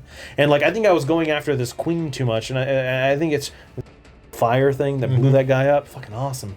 But it's also that my goal, like, it's kind of one of those things where sometimes in these boss fights, like, the mission ends as soon as you complete so what is the objective. goal of the level? Is just to eliminate the other enemies? Yeah, well, this one is depends. just this one. I just need to eliminate this one enemy. But the problem is, it will keep spawning new enemies. Oh, okay. And I think I think it already spawned like this general character, and he's so fucking This frustrating. game looks and sounds sexy too, right? Oh no, yeah, it's the fucking music is fantastic. Yeah. The original score by Steam Powered Giraffe is fucking fantastic. Yeah. I love it. I also think it's really accessible in that just the core, like, kind of aiming and stuff is so fun. I'd probably recommend this to anybody, even if you don't typically like quote unquote strategy games. Like, this is a whole lot of fun. It looks just watching the feedback that the weapons seem to have, like when you hit something and when stuff bounces off, and like and trying to make like because when you aim the gun, you can see the trajectory of the bullet kind of mapped out, and like that in and of itself, I always love that shit. It's that looks really satisfying, especially when you make like a. I think I might be killing myself here. I think I just ate shit this. I think I only have one person left. Yeah, I only have one person alive right now, and I'm just trying to get them to kill me. And I restarted, and my second try goes fantastically. Just because like I didn't understand the mechanics of the level. That's kind of one of those things. Is sometimes on like just plain levels, you can kind of fight your way through. But on some of the boss fights, it gets hard as shit. But that's one of the reasons I love it. Is just because it is. It seemed because Steamworld Dig wasn't super hard. It was it the same? Was Steamworld Dig the same genre of game, or was it? No. That was an exploration game where you were kind of digging through the ground. That's kind of Minor Dig That's what I was Metroid That's what I elements. thought. So They're that's what I very saw. different That's style like, games, just the same company and the same like universe though. it's cool, man. It looks really cool. Maybe I'll play this. Nintendo needs to buy these guys, Right? They need to buy this company and say, you know what, like, I think they're really talented, and I'd be fucking open-minded to like giving these guys a crack at doing something with like Metroid, whether it be like a minor Dig Deep style Metroid game or like a turn-based like strategy kind of Metroid game like this or something. Like I think they're talented, and they're making games that aren't like a lot of the other games out there, and you know. And goddamn, the 3DS needed something this year. Mm-hmm. And it's like there are every aspect. Like someone was mentioning right now in chat. Gamerback, like when enemies die and there's just this clanking metal sound, you know, like the slowdown when you know your bullet hits because time slows down just ever so slightly before you do it sometimes. Super satisfying. Yeah, and then sometimes it'll slow down, you're like, yeah, but then you realize you barely missed and you just like knock their hat off. Oh, It's so frustrating. Is this the hat thing is such this silly little thing, but it's so clever. Is this download or retail? Download. Okay. Cool. It's only $20. I've already, like I said, I've already played for 10 hours, and there's still more to go. I think it's definitely well worth the price. Yeah. I think I'll definitely try it. It's something I can play kind of during my downtime. Dude, it is a great poop game. I gotta be honest with you guys. I don't mean to spoil anything, but there might be 2 Steam-powered strategy games on my top 10 list this year. On the DS? I think I can already tell you which 2 those are. Anyway. I hope so. All right. Let's talk news, guys. Let's talk. You know what? Let's jump straight into it. GameFAQs, Paul. Oh, we're gonna start with GameFAQs. No, we can start with. I would start We with can talk Kojima. about it. Let's start with Kojima, guys. Fine. Let's start with Kojima because Man, who saw that announcement coming last night? so I didn't. yeah, what the hell was that? Like, Came what- out of fucking. I also I don't know if it's racist of me. I didn't realize Andrew House could speak fluent Japanese. Oh, before we talk about I didn't know either. before we talk about the actual announcement, Yeah. I have a feeling Uh-huh. that lawyers won't let Kojima come to the Game Awards actually meant that he wanted to announce this thing at the Game Awards, but lawyers were like, you can't Probably. yet. Yeah. No, because that's the thing. Do you remember? bet lawyers hold on. weren't like, if you you can't if you physically show remember, up. the Game Awards tweeted at Kojima saying, "Are you ready for tonight?" I think they were just like Too soon? kidding around, or Really? you think maybe they had recorded a video? That's or what I'm thinking. I'm something? thinking maybe they were going to show. They were going Hell, to do that something. video they showed last night was probably. Yeah, that's, they could have showed that at the Game Awards. I'm just because there is something going on with that, and it sucks that because his contract was not. I mean, I'm sure he had a So, of non-compete course, clause or non the news we're referring NDA to- or whatever you want to call it. Yeah, The news we're referring to, of course, is Hideo Kojima, who's been in a very long, controversial breakup with Konami, has announced his new studio. So December 15th marked the official end of his tenure at Kojima, or Konami. At, Konami, sorry. Konami. And my God. pretty much immediately upon leaving Konami officially. when the clock hit 12 almost. Yeah, pretty much. Straight up, which is like, all right, time to announce my new studio, and it's Kojima Productions. Yep. The Wait a exact minute. same name.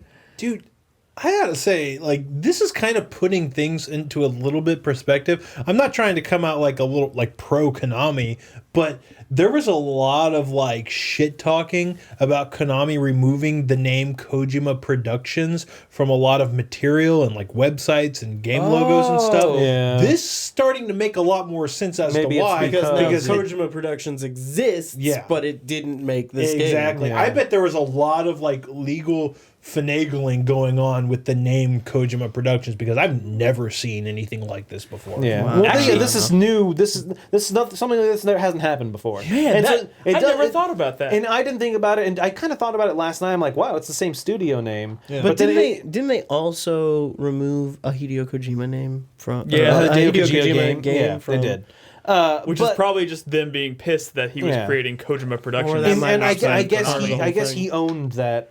I don't know. If I maybe mean, yeah, I'm guessing he Kojima, owned- because it has his name in it, he Yeah. owns the right. I'm assuming he probably Yeah. owned the rights to. the name Kojima Kojima Productions. Productions. Yeah. So yeah, I mean, I guess that makes sense why they would take it off because it's now a different studio.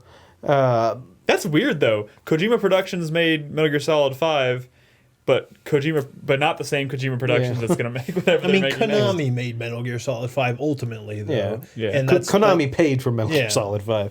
But yeah, so the other part of that news is the fact that he's partnering with PlayStation, with Which Sony. Yeah. People have been talking about that for a long time. Yeah. People have been saying Kojima needs to go and talk to Sony like now. Yeah. And honestly, I was expecting him to go. I didn't expect Like him freelance, to form, expect him to go off on his own, kind of. Yeah, I didn't expect him to form I an didn't think exclusive that either, agreement so yeah. quickly, but it's kind of exciting. I 'cause- mean, you have to though because it's a lot like when the guys left John Mayer. No. It's a lot like when Vince Lampella or what's his name the Call Yeah. of Duty dudes Oh, yeah. left Infinity War. Infinity Ward? And these were guys, Jason West and Vince Zampella. These are guys that were like, dude, they just fucking made the biggest game in the world, and now they're leaving, and they want to make something else, they need money to be able to do that. And the only way that's going to happen is if you immediately start a partnership. And that's what they did with EA. And I think that's what Kojima can't just create a tiny little studio and make the kind of games that he makes right away without some giant ass Which partnership. also kind of tells you something about whatever his first project is going to be is obviously going to be something big. Yeah. I mean, Because, there was always the possibility he would leave, form his own indie studio, and then do something smaller projects. Yeah. We talked about the possibilities of doing like a Kickstarter because those have been successful. So with this other kind of eliminates all of developers that. lately. Yeah, So he's jumping straight into bed with Sony, which is great. I think it's going to add another. dude, I'm sure Sony was all fucking for it. For a long time, people were like, "Holy shit, Microsoft's going to jump on that," and like that's going to be Microsoft's thing. Like we've got And then his Kojima. next game would have sold 250,000 units. The thing is, Konami is not going like, they're not going like, damn. Oh yeah, no. They're going, be careful what you wish for, Sony, because, I can imagine that Kojima is, wants to make a game a certain way, and that game costs a lot of time and money. And it's like Metal Gear Solid 5 was a very long development time and a very expensive game. And to that extent, I'm sure publishers are But I feel like a first party. There's still a budget. Games, when you make a game, you're like, this is what I'm going to make. It's going to take this long. It's going to cost this much. And then all of a sudden, when it starts going over those deadlines, and you I just need feel more like money. I feel like Sony would be more inclined to throw more money at it than even Konami would. That's true, but I also think Sony would be more inclined to have their hands in every aspect of it. Yeah. Things like whatever this game that Kojima is working on for them is going to be that next big flagship game that they're going to be shipping a bunch of bundle units with. It's going to be the next Last of Us. It's going to be the next Uncharted series, which means Sony, since it's a direct reflection of their company and their product, Sony wants to be. I thought it was going to be Quiet Mountains. That joke If only. Whatever it's going to be, Sony's going to want to have a lot of control over it. Somebody tweeted, they were like, Hideo Kojima has left Konami and opened his new studio called Kojima Productions and will be announcing his first game with Sony called Metal Gear Solid. I mean, do you think they're going to go that route? Because, at least for a first game where, so Shinji Mikami, left Capcom, and the first thing he made was a horror game, a lot like Resident Evil. You have Koji Igarashi's first game after he left Konami to be a game a lot like Castlevania, or say Platinum Games when they left Capcom. They started making games that were like Devil May Cry. Do you think he just kind of has to make a big stealth action game because as a first project? That's what people were. This is the first time in his life where he has had the freedom to do whatever the fuck he wants. He did Zone of the Enders. He did Zone of the Enders. Yeah, I guess you're right. And so, that's the thing is he's said in the past that he's wanted to do games besides Metal Gear Solid. And Snatcher. Snatcher's a good game. But that's not happening anymore. I assume. Maybe this could be Police Knots too. I think that was let's not rule anything out yet. And so I really hope it's not. I hope it's something completely different that I hope is good. That shows that he can make games besides the stealth, action games. I have no doubt it'll be pretty damn good. Now here's I would like to see if he goes the route of making something like Metal Gear Solid again, especially because it's probably going to be at least at the start probably a smaller scale than Metal Gear Solid 5. Well, oh yeah. It would be nice if he kind of returned to Metal Gear Solid 1 style game, Yeah, that would be cool. Something smaller scale, but you know what I want to better? know? Because this has been going on for almost a year now, this whole Konami breakup, and he disappeared off Twitter for a long time, and there was a lot of rumors going around about what was happening. Nobody knew what the fuck was happening. The Game Awards thing happened, all this stuff, and now we see it's all starting to kind of become a little more clear. He's literally since last night when was it last night the announcement was made?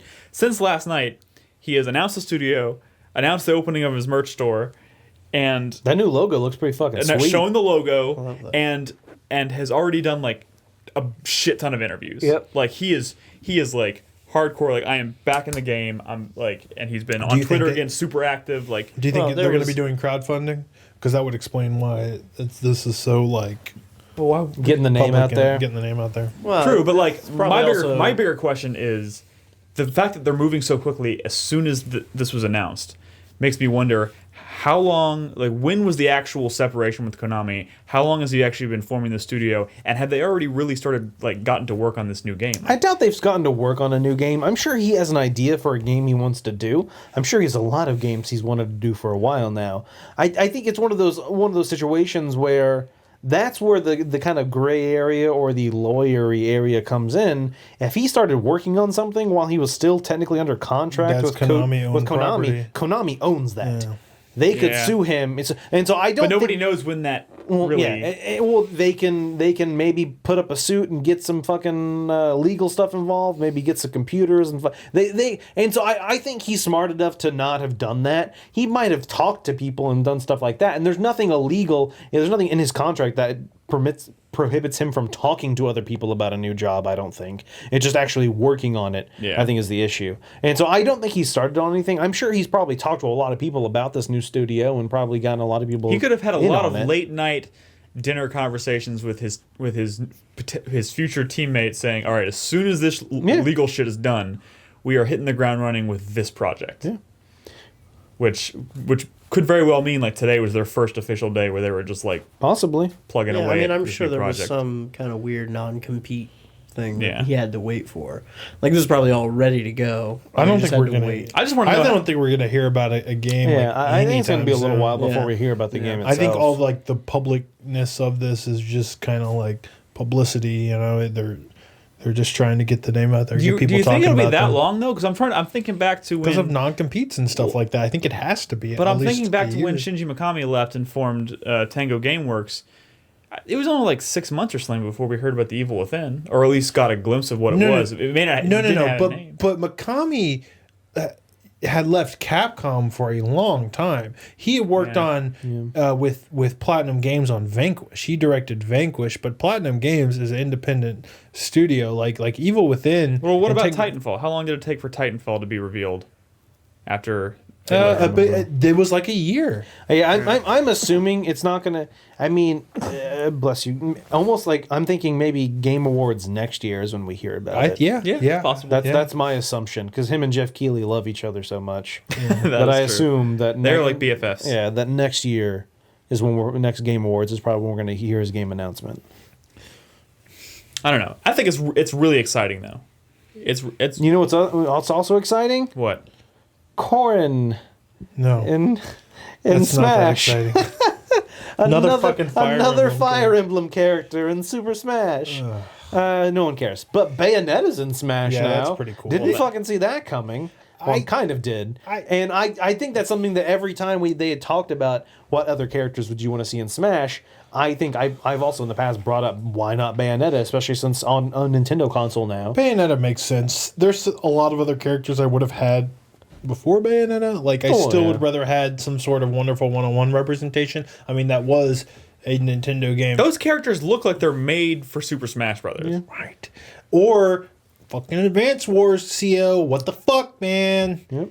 I mean, that's such a classic Nintendo franchise. It's is. so... It's sad, but there's nothing for them to promote there anymore. Yeah, but the problem is when was the last time that was popular? You know who I wanted for the longest time since Melee? And this was before he was ever in Tatsunoko versus Capcom and then Marvel vs. Capcom 3. The Rock. I always wanted Beautiful Joe in Smash because I thought that would have always been super perfect. He's a great character for Smash. Great fucking character. Oh, that would be so good.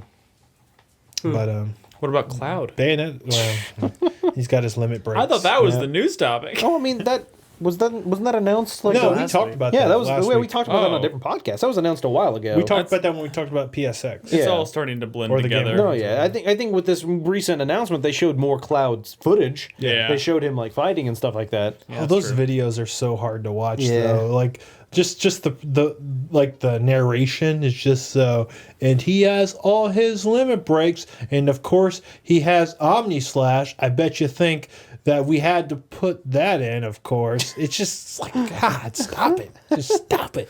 Super awkward. But yeah, so I mean, for those of you who still play Smash, that's good for you. Oh, Cloud's out, by the way. And Midgar. Yeah, the Midgar stage looks really Yeah, cool. the Midgar and all the stage different looks good. summons and stuff. Yeah. Like, they really changed the stage. Yeah. All right, what else we got? What else happened this week, guys? Anything? The game I know- facts. Oh, well, one thing wanna- I'd like to mention briefly as we transition to my news topic is I wanted to briefly mention that I don't think there's anything confirmed. I think MGS 2 Master 2 posted a link, but I don't think I haven't seen people talking about it, but we do know for a fact that the CEO of Crystal Dynamics has left. I thought that happened last week too. There's some speculation that He was fired. there's some speculation that he was fired, but I think the educated opinion is that at the very least it's tied to the poor sales of Tomb Raider, Which has been the number being thrown around right now is like 250,000. which is like That is That's ridiculous. not worldwide, right? Wait, well, yeah, we don't know that worldwide that's the or number. not, that is bad. That is a Real bad. ridiculous number. Yeah, real we, bad. We don't know what that number actually is, but It might be that might be North America, but I mean, but let's be honest. Like, For any country, that's real bad. but let's be honest. If he was fired because of this, just say hypothetically speaking, he was fired because resigned. they needed someone. They needed Yeah. someone on the chopping block for the underperformance of that game. Yeah. The fact that it was anyone other than someone at Microsoft, not Crystal Dynamics, but Microsoft, for making the call on the release date of that game, Yeah. or Square Enix. or Square Enix, like, Well, I think it's also Square Enix doing whoever decided to do the deal with Microsoft. yeah, that's Square Enix's fault. It's Yeah. somebody at Square Enix that made a bad fucking decision because that game's pretty goddamn cool. what I've heard. And you know what? how much did they pay for? I haven't played it because I can't even it's- remember when they announced that timed exclusivity. Like, there was numbers being thrown around. Like, they paid a lot of money to get that game Probably. exclusive. Apparently not enough to make up for the loss of sales, though. 250,000 would. I don't think that would even come close to covering what they would probably pay for the exclusivity on that game. Like, Yeah. that's insanely sad for that Yeah, game. it is. It sucks. What does this mean for the future of Crystal Didn't Dynamics? the first game underperform as well? Well, but see, That the sold news 7 topic- million copies and it underperformed. Well, Quote, unquote. Initially, it sold like 3 million, and Square Enix said it underperformed. But Mm-hmm. that was kind of a news topic back then, just because everyone's reaction was like, "How could this be underperforming when, Yeah, it, when it sold sold so many, much?" This is a completely different type of story. This is pretty sad for the future of Tomb Raider, sad for the future of Crystal Dynamics, because like that is a really, like I remember- that's a classic franchise. Crystal Dynamics is like a classic developer in my opinion, and I it's sad all around. I remember bringing this up back when I was talking about Tomb Raider after I played it, and I said, this had me. I didn't expect this game to sell very well, like at all, and I was concerned that this would have that. I didn't see it selling well enough to have a positive impact one way or another on the future of the franchise or Crystal Dynamics. And I remember Brad saying that probably wasn't the case back then. So? Are we officially worried now? I'm worried. Yeah. I mean, we'll see how the PC version does and how the PS4 version does, but I doubt there's going to be any sort of. They need to get that shit on PS4 like now. Well, They I can't. don't think But they they can. can. But apparently, the PC version is going to come out as soon as January. They're saying so. That's good news. I mean, for people who want to play a pretty fun game. It'll be really interesting to see how that performs as soon as it hits a second platform. You know what I mean? Or a third, I guess. You got to remember that a lot of. That that is a pretty 250 popular franchise, like in Europe. Was that 250,000 purely on the Xbox One? Or We don't know. 360 as well? we don't know anything. Yeah, that's Yeah, just We a don't even number. really know if that's a real number, to be honest. Like, Yeah, I guess that's true. Well, all the speculation from the start is that this thing has not been selling very well. Yeah. I mean, for anything named Tomb Raider, that doesn't sound good. All right, next news topic, Brad. Okay, I want to talk about this GameFAQs thing just because it's kind of funny. Yeah. I've been frequenting GameFAQs for a very long time. Yeah. Sometimes people talk shit about GameFAQs, I remember- that's fine because I think some of the community that just lives on there is kind of like rancid. Yeah, they can be. But I remember when they started doing these polls. Yeah, it was over a decade ago. Yeah, It was I remember. a long fucking time ago. They've been doing these polls for years and years and years, and it's not like the polls themselves. I mean, pretty much every year it's either like Ocarina of Time or Final Fantasy VII, maybe Chrono Trigger. It's always the same fucking games, and it's kind of just this like love fest for these classic games. Just even getting on the poll into a bracket is like kind of achievement. an achievement, Yeah. right? Yeah. Well, this year, Undertale popped up as one of in one of the brackets. I think also like Life is Strange did or something. See, here's my I don't think question. that did very well. We were debating whether or not this was because you're about to talk about how the ridiculous amount of support, how that's being, Undertale is rising through the ranks and being and overcoming games like Ocarina of Time, right? Yes, it's over. It won. It Yeah. beat Ocarina of Time in the finals. Here's my question: if GameFAQs hadn't even put it on, in the pool, yes. would anybody have noticed or cared? Well, no. I mean it's Because it's like I mean, I couldn't have it's won like if it wasn't nominated. You know, It wasn't I know, but like- if GameFAQs says we're going to put out a list, we're going to put out a giant pool of games that you're going to vote for and we're going to rank as your top 10 games of all time.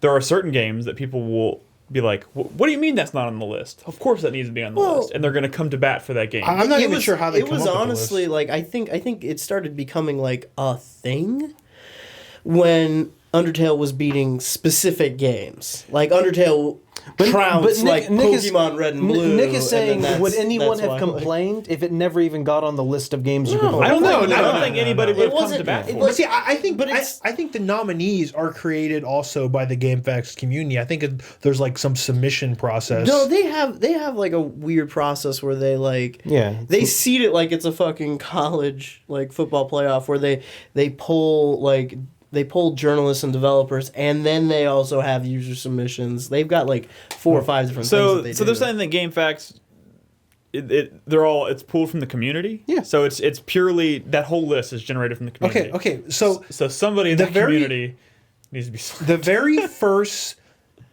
battle that Undertale had was won legitimately. Obviously, this was before trolls got involved because it wasn't about that. It was just about what's going to get more votes. Now, what you need to understand is that the Undertale community is it's larger than you probably like. The Undertale fandom is larger than you probably think. I realized this the other day when I looked up like music. I was listening to like one of my favorite songs of the year, and I looked up Undertale, and there's a song from Undertale that has over 4 million views on YouTube.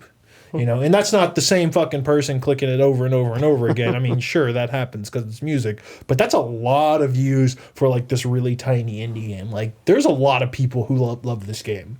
The first battle was against Mass Effect 3, which is a very like suspect. Like, why did this even get on the list on the first? I mean, I mean, I Metal would, Gear. I mean, I would almost say Undertale's better than Mass Effect 3. so that's the thing. Mass Effect 3 is already a little bit of a controversial choice, but Yeah. again, the fan community voted it in, so obviously there's a lot of love for it. Oh, no, but there I is. could see how Undertale kind of being in the limelight might beat Mass Effect 3 realistically, and that happened. But then after that, it goes up against like Smash Brothers Melee. Smash Brothers Melee. Now, Super Smash Brothers Mario Melee. 64. Oh fuck! Smash Brothers Melee is a game that has always done pretty well in these polls. I Oh, feel yeah. like. Yeah. Oh yeah. because it Melee's a fucking fantastic game. That is why. No, it's Yeah, one of the it's, best games ever. Like, absolutely. Melee had 48.8% of the vote. Undertale had 51.2. At that point, it was still probably this really strong community, but then people started to realize, wait a minute, what's going on with this game? And then there's some speculation that trolls just started fueling Undertale's success. And by the time it beat Pokemon Red and Blue, which is like, an internet love child. It was Pokemon Red, Blue, Yellow, and Green version. Well, yeah. And that had 48.48%. Undertale was at 51.52. It went up against Super Mario Brothers the week after that. or a couple days after Super Mario that. World, No, I'm sorry. Super Mario 64. which is Undertale beat that with 51.33%. It seems to always just barely win. Yeah, in all of these polls. The biggest one of like these examples I see here is it beat Fallout 3 by the biggest margin. That Fallout 3 had 44.26. See, I could see that. Maybe, I mean, it's really popular, but like, this is getting a little crazy. I mean, yeah, especially for this poll that I don't think there's been like this weird trolley upset on these polls before in any sort of like from beginning to end way, you know? It's always like Ocarina of Time, Final Fantasy VII, Chrono Trigger. It's always those games. Did it make it to the very top of the list? No, it won. It won. Yeah, it beat out Ocarina on of Time in the finals. GameFAQs. it is the best. Undertale is the number one insane. game of all time. Because I don't care if Undertale changed your life. Like, stop it. Just stop it. Okay? Stop it. That's ridiculous. That's just what I'm saying to the fandom in general. Wow. It's a cool game. Stop It beat Ocarina of Time like bad. What? It Like, was, I- Undertale beat Ocarina of Time with 60.5%. Oh, fuck that. Yeah. Fuck that. Ocarina had I'm sorry. 39.5% of the vote. Go fuck yourselves. I'm sorry. And so yeah, By that point, that's Faust troll brings up a shit, point like- when it is almost to an extent trolling, or people just kind of doing it because fuck it. When they did the best characters of all time, L Block won. But that was the first time Yeah. I think L Block was in the polls, Yeah. and it was such a fun. It was such a weird thing, yeah. entry. Like, oh, the Diablo. But I mean, usually, even in the character polls, it's always Link or Cloud Yeah. or Sephiroth. I mean, it's those are usually the top ones. Yeah. Yeah. maybe Chrono. It's just. It's weird because it's almost like this tradition where you always know who's going to win. Is it going to be a Zelda year or a Final Fantasy year? Who knows? But now this thing happened, and it's just like, it's weird. It's weird. That is weird. Go play Undertale. But you know what? It's pretty cool. But you know what? 10 years from now, I don't think people are going to be talking about Undertale like they're talking about Ocarina of Time. Some weird people are. You know who it is? It's the Earthbound. You know the people still talking about Earthbound? Yeah. They're going to be still They're the talking about Undertale Undertale. They're the Undertale Dude, that people. that was 128 games in that poll. 128 games. You're telling me every single one of those was Every not as single good as one Undertale? of those ranked under Undertale. Move your phones away if I'm in you're airplane. doing anything. not. I'll say this though, An airplane like mode. I'm pretty sure more people have played Undertale than played Earthbound at Well, this point. I think the So, reason put is that it's into because it's perspective. on Steam. It's a cheap game. Yeah. It's it's accessible to everybody, and then it's just because Undertale, when that came out, it was on what the Super Famicom or then Super Nintendo or whatever it was on. Earthbound, yeah, the Super Nintendo. Yeah, and so I mean, a few select people had it. Most of the people who are now backing Undertale might not have been alive when Earthbound came out. Yeah. And This so, is their Earthbound. Yeah, no, to an extent. Yeah. And like I said, it's a digital world. This is a game that anybody can get access to. It's a short game. And yeah, so I mean that's one of the reasons, or some of the reasons. And there was why it's already a getting so pretty much- big community behind this Toby Fox dude. Yeah, and which so I don't- Undertale apparently has been around for quite a while. Like the first kind of drafts, demos, alpha mode of the game were out over a year ago. Like January 2014. Like almost going on 2 years ago. You know, PAX is going to have lots of Undertale cosplay. We Oh, just have to probably. expect No, it is. now. It definitely is. Lots of Sans hats and stuff. Just And I'm not going to show mercy to any of them. You're just gonna walk up to them all. I hate that's you. just me, Nolan. I'm fucking doing the murder playthrough. I'm going to punch them all. All right, I think it's time to move on to the Community. One of these days. One of these days, we're gonna record an actual fucking intro. I think we've been saying that for 100 it's episodes. The community. Woo-hoo! But this is the community that's a little bit sad. No. Oh. Why? No new patrons this week. Oh, what the fuck? No, I'm just kidding. You know, Dude, I want- this is worth mentioning. So Patreon updated their I know why. Interface. All the people in the community are saving their money to get us Christmas gifts, right? Aw, Yeah. Thank you. We can all expect lots of Steam gifts and whatnot from people. Or That's late, why they're not late Hanukkah gifts. late Hanukkah Yeah. gifts for Crispy. He's Jewish. Yeah, that's true. No, he's not. I think we're all like, wait, what? I didn't know. And so a sad day. No new patrons in the past week, but that's all right. It is December, guys. People are that's buying true. gifts. We're no Ourselves included. Sakayu draws yaoi. Oh god. Did you see that, Brad? I posted it in Hip Chat. Yaoi? That's boys kissing boys, right? Yep. There's a like it. patron. That's boy There's love. a girl. I think she's from Japan. She draws all kinds of art. Yeah. Yaoi involved, nudes, tasteful Like you do. nudes. She makes 25,000 Oh god. every 2 weeks. Oh god. What? 50,000 a month Yep. just to draw Yep. dudes kissing. Look at her patron. Has The there problem been- is she's really good. Like, The problem is she's really good. Her artwork is we could really just good. be- If Oh you're my God. looking for yaoi, Has she already done some Undertale art? That's a good question. I think you have to be a patron to actually see the shit she does. if we could just somehow be really good, Right? Wait, Dude, like, do if you think we would make more money if we like we're good.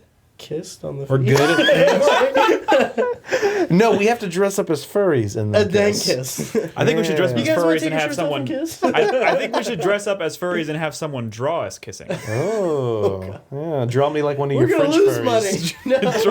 No. draw me like one of your French furries. All right, so moving on. Our We do got lots of questions. yeah. Our supporter of the month this month is who was it? Don't look at me, no one. Don't look at me, no one. I don't have it open. I'm told you. I'm thinking about Christmas shopping and Star Wars. That's all I've got room for up here right now. we gotta play Katamari. Yeah, it's We Love Katamari is the game. I was thinking about the other day. I don't have the game, unfortunately. We can take care of that. Well, fucking just, play it. Okay, what does that mean? Sure.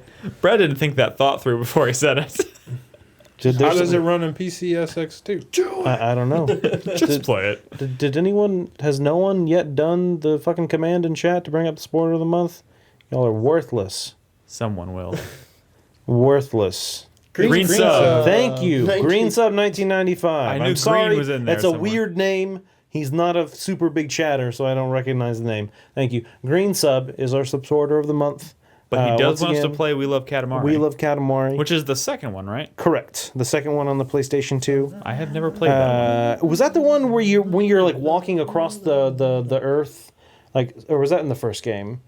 And like when you're like kind of walking and then you go and talk to people and then you go off onto the planets. I had to have owned. No, that was We Love Katamari. Yeah, Right? dude. I fucking. And they're like, yeah, because the whole game is about how Katamari Damacy was so popular, so they just wanted to do it again. Yeah. Like, No. yeah. I have this game. I lent it to my brother. I knew I fucking had it, and that because I lent him a bunch of my PS2 games a Wait a couple of second. years ago. What's up? You have a brother? You've met him. Podcast. I didn't know that. You've met him. Kind Oh, of. that's- He was at the engagement party. Kind of. Oh, I still don't think I met him, though. Whatever. And so that's the one where you're walking back and forth and there's some kid and the little kid's like, sweets, sweets. And that's all the fucking kid said. And when you just walk past him, he'd be like, sweets. Because I guess he wants some sweets. I guess so. But yeah, no, so I have that. I'm gonna be at their house on Christmas, but that's kind of getting late into the year. we'll talk about it. Yeah. We'll find a way. 'Cause I might definitely, have a way. that's one of the games where I've always wanted to go back and replay because I fucking love Katamari games. That's the one where you roll up the sun. At Yes, I yes. want to roll Um, into my life. That's the game. Why haven't we had a new Katamari game in a while? Yeah, it's- Isn't there one coming? They've been for- coming. There was one out. for the PS3. yeah. I mean, will- Keita Takahashi's been off the series since We Love Katamari, so they just were just sort of regurgitating stuff. I mean, they're cool, but they've been coming out. There's one for the Vita. Was There's Katamari Forever Katamari not as Forever. No, Forever was cool. PS3. Yeah, it's Yeah. cool. And I Beautiful have, Katamari was the Xbox. 360. I have all of Yeah. them, I think, Really? except We Love Katamari. Except for the one we need. All right. Move. I'm sure did, I have it. did I ever tell you about my cell phone charm? Do you remember when cell phone charms were a thing? Kind of. When I was a Japanese schoolboy, Well, when I was an American schoolboy working at Game Crazy, for those that didn't know, I used to work at Game Crazy. That is the GameStop spinoff that Hollywood Video owned before. Hollywood Video was a thing for those young people here. I used to work at Hollywood like, Video. what's Hollywood Video? It was a video store. What's a video store? And rent. Dude, that was my first job, Hollywood Video. I replaced someone who got murdered. Anyway, Okay, that's fucked. Yeah, That's true, though. They were That's true. I don't care. It's still They were fucked. murdered while they were working there. yeah. They were. And so anyway, when I worked at Game Crazy, I got a Katamari charm. It was the prince, and he was like kneeling or like sitting on his knees. What is that? There's a term for that. The thing that, like when you sit down on your knees, not Indian style. So you have your knees folded on. Anyway, he was sitting like that, and whenever I would get a phone call, his head would light up. And it would because you know how sometimes you get the phone buzzing and then your phone goes off, and so his head would light up before I would get a phone call, so I'd always know. And then one day it broke, and I got really sad. Seemed like a pretty cool charm. Yeah, it was pretty cool. So anyway, that was also when I had one of those fucking Motorola like old or Nokia like phones, whatever. Anyway, all right, questions from our patrons. First question this week from Dave. What minor character from a video game have you had a strange attachment to, and why? I really identified with Ring Soul from Shadow Hearts Covenant. Minor character. No, that's a major character. Link? No, I was gonna.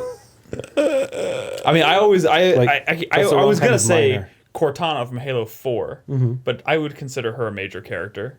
Wait, She's not is she's not the protagonist. You're not playing as her, but I was like the whole reason I loved Halo 4 as much as I did is because I was really, really into that whole story about Master Chief trying to save Cortana. Like that was great.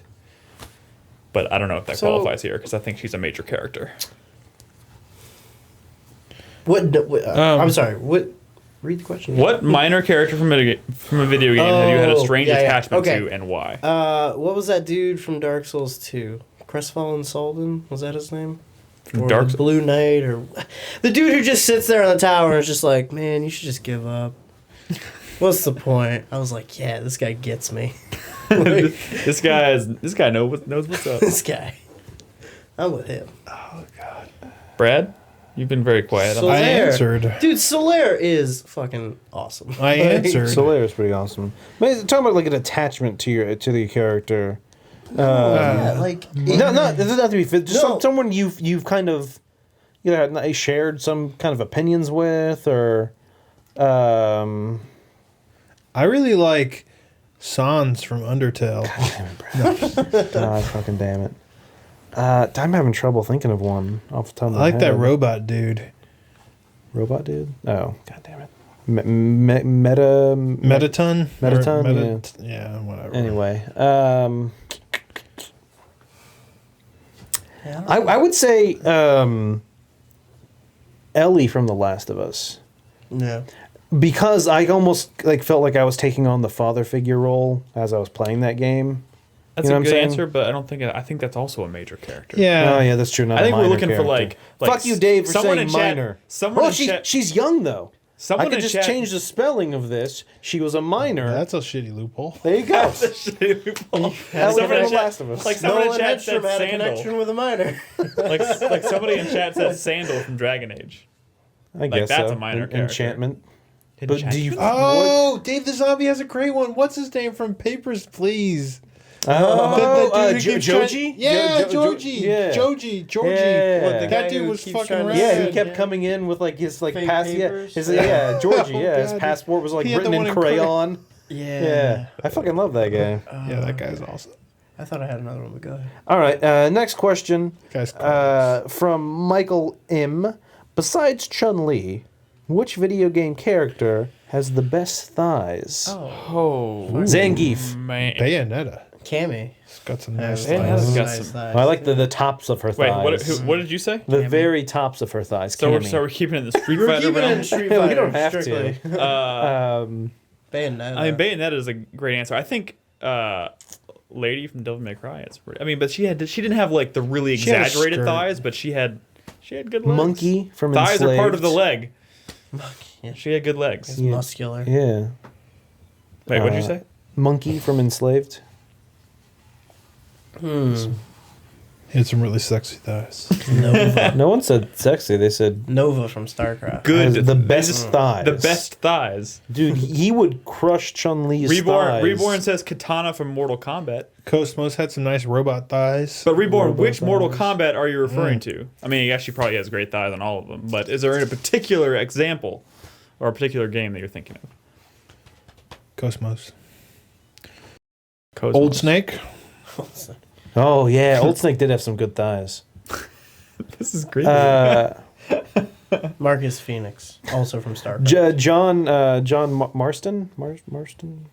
Did you ever see his thighs? Well, because he rode a horse a lot. And when you ride a horse, you So really... are you assuming he had good thighs? Well, you really need power to hold yourself... He was really good at riding a horse, so we know he has good thighs. Yeah, you need a lot of This strength question in your was thighs. This question was who had the best thighs, and you're going from like looking at thighs and saying this was some good thighs to he was really good at riding a horse and controlling a horse. So I'm assuming underneath those pants he had great thighs. Good thighs.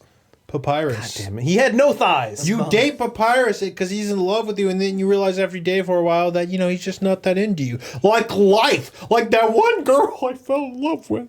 All right, next question from Angel.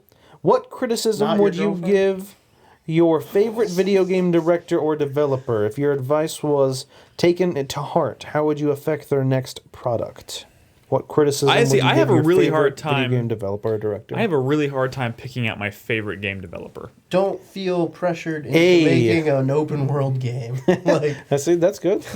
Yeah. I like honestly like thinking that this isn't my favorite developer, but we were talking about Assassin's Creed Syndicate last week and how I said I was personally upset by their decision to, with each iteration, to put less and less emphasis on the future stuff because I feel like they were compromising their vision, and I feel like my advice would be don't compromise the creative integrity of your project by pandering to the fandom or whatever you want to call it. Those are good thighs. Those are just boobs. Where'd those come from? Yeah, people cosplay as her a lot. Who's that? I don't Mai know. from King of Fighters. There you go. my. I don't know. Yeah. Jesus. Oh. Jesus Eat Christus. Orchid. Yeah. Fucking killer thighs. I thought we're not on that question. We're talking about favorite advanced- developer. I would Xenia on a top. I would ask for Street Fighter developers to make Chun-Li's thighs bigger. Bigger? Advice. They're to- already monstrous. No, there are some. Yeah. Yeah, no, Street I've Fighter seen- 5. Yeah, they're in insane. 5, yeah. If I were to give a message to Platinum Games, I would say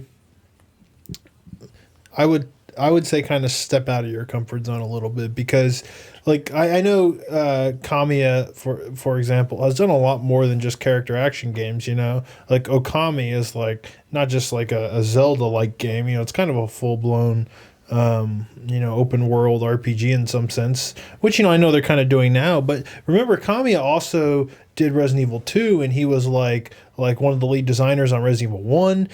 He has this background of horror games, horror action games. I would love to see him do something like that. So my advice to any developer, not just my favorite developer, would just be at some point in your career, branch out. Especially if you feel at all that you're pigeonholed doing like one genre, or you find yourself to be really good at doing one genre, I would say at least once branch out and try something different and see what happens.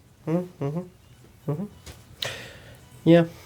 I would also suggest take a look at your game. Really think about what's going into it mechanically and story-wise, and just see if there's room in it to add some giant robots. That improves pretty much everything. I would tell Crystal Dynamics to make Tomb Raider Anniversary 2, because I would want that more than I so would many tell things. Arcane to make Prey 2. There we go. Arcane, But Arcane's not your favorite developer, is it? they're pretty good. If they make Prey 2, they are my favorite They would developer. be my favorite Whoever developer. comes up with Prey 2. I would tell Platinum Games to also find Matsuno again, wherever the hell he is now. All right, let's keep going. It's getting late. We need to... Yeah. From Equinoxinator, where do you guys mostly get your gaming info? I do listen to this one podcast, 4Player podcast. Great place to get gaming Great info. place. Good. I swear to God, Good source. this question has been asked before, and Nolan made that Yeah. exact same Really? joke last time. And I probably said NeoGaf. I don't really get my gaming I mean, I I- follow developers on Twitter, I follow. and then these guys. I- That's honestly where I Follow get Wario64. it. Yeah, I'll Mario be honest. 64. It's a combination of things now, and this has evolved over the years. I used to check, all the major websites pretty regularly. I don't really do that much anymore because I don't need to. Because for one, I follow them all on Twitter, so when I'm scrolling through my Twitter feed, I see things, especially things that are trending or getting retweeted a lot. I find out things that way. Obviously, I learn from a lot of stuff that you guys bring up on the podcast. And third, HipChat, which we now have Jaeger or access to. MGS Well, will let us know. to be honest, also, a lot of developers do send us emails. We're on email That's lists, like Evolve. They send a lot, and that's how I find like Dying Light. All that. I mean, so they'll send. I'll get info directly in my email about games, like the fact that Dying Light's coming up in the following blah blah blah, and all that kind of stuff. That's when they some announced PR that they were companies- increasing the price of the season pass just because the game had gotten so big and Yeah. whatever. Yeah, so directly from PR. Also, I follow a lot of people on Twitter who are specifically associated with, Certain I follow games. certain journalists and I Yeah. follow certain people that are involved with certain PR companies. And that's Jeff usually, Keighley. I do follow Jeff Keighley. Don't tweet at him. Only respond if you're famous. He responded to me once. I'm just kidding. All right, let's keep going. From Bogart Bear. Hey, Nolan, when are you going to start wearing tinted lip balm? They make your lips pop on camera delicious. Okay. That's a good one. Wait, who asked that question? From My Bogart answer to that Bear. question is Tinted? no. Or like, does he mean like colored? I think lip balm has like a color to it. Maybe the glossy stuff. Lip gloss be popping. Yeah. My lip gloss be popping. My lip gloss be cool. All the boys chased me in school. No, they chase me after What was school. that? After school. It's a song. It's a song, yeah. It's from life. I remember that from That's years ago. years ago. That was like 2010. My lip gloss be popping. My lip Yeah. gloss be cool. That was years ago. Oh, for the podcast. I remember David saying that a Yeah, lot, David too. liked to say it a lot. All right. Next question from Ryan Desart. Do you think people are jumping on the JRP bandwagon with all this excitement for Final Fantasy VII, 15, and Persona 5, only to jump off once they realize what it means to play a JRPG? Or do you think JRPGs are actually becoming more mainstream? I would argue that JRPGs were pretty mainstream They have been for a while. long time. But I think he's saying is one of the things is people often forget what is involved with JRPGs. Sure. They are very complex games and very Sure. deep and very long and I think sometimes there to are. an I extent think there is very a short boring. list of games that But people for are how willing to make an long- exception for. But for how long has like the list of best games ever been dominated by things like Final Fantasy VII and Chrono Trigger and like all of these classic JRPGs? I think he's just saying there's a majority of people who are jumping on the bandwagon, and while those real fans of them will play them, a lot of people are real going to fans, yeah, the and not, then the fake fans Yeah, like- aren't gonna be. Have you heard of Undertale? That is a Japanese-styled RPG. I think that it's not so much people jumping on the bandwagon. I think in the world of JRPGs, there is a very short list of accredited names, like big names that people will always know or associate with that genre. Sure, but So like people who don't play JRPGs will come out of the woodwork to play a new Final Fantasy game or play a new those names Persona game. are big. They're Yeah. like, there's only a few of them, but they're genuine. Yeah. But the thing is, There I are don't think plenty they're, of I other don't, JRPGs I don't think that they're don't get jumping on the played. bandwagon. I think they are already on that bandwagon. Yeah, they never for got those off. games. Yeah. They've been riding that dick their whole lives. All right, next question from Piocht. Piocht. Do you think a game can be too recent to qualify for someone's favorite game of all time? Here we go. If so, Undertale's on mine. how so. old would a game need to be in order to contend with more popular classics? So we've had Overnight. this discussion. yeah, this is a very Overnight. long-running discussion. I think in the 4-player offices. Sleep on it. Just sleep on it once. I think in the 4-player offices we have come to the agreement that like 2 years is the statute of limitations. I thought we were in more the 3 to 5 range. You just need to think about it, goddammit. Yeah, and so one of the things that when it comes to that is it's hype.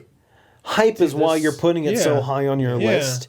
If, 5 years from now, if you still think that game is the best, yeah. But I mean, like, I think it's one of the things that people just fucking riding the hype, and they've just played it fucking 2 seconds ago, and they probably want to play it again right now, which is why it's so high on their list. But given time, it will probably lower. I give Alan Wake one more year.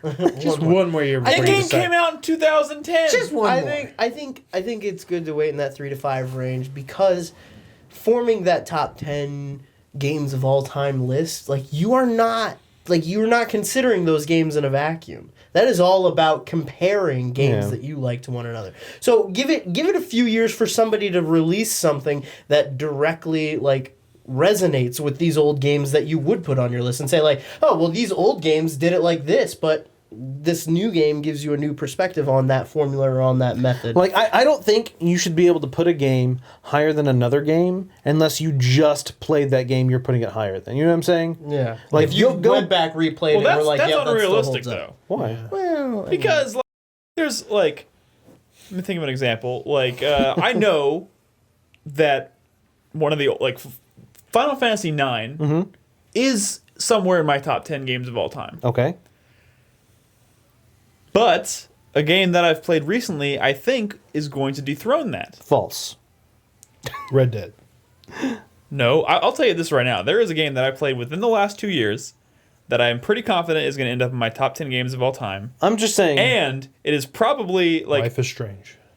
Nick, I'm just saying, to an extent, once again, you're riding this hype train, and it might also be to an extent that the game that used to be on your top 10, you go back and replay it and realize it's maybe not as good of a game as you thought it was, because either you were young and naive, or and that becomes a problem with Crispy saying being in a vacuum, and that games change over time, This is going to be really complicated because we started talking about doing our top 10 games of all time videos. Yeah. And I think we're still planning on doing those. That's going to be hard. It's going to be rough. I mean, we already know Undertale's everyone's number one, so we can just... It's actually 2 on my list. I heard they're going to I've stop actually never making- played it, so I couldn't give it my number 1. I heard they're But going 2 to is stop fine. making video games now. Oh yeah, because it's the best. You can't beat it, so why even try? How far away do I have to get away from FTL?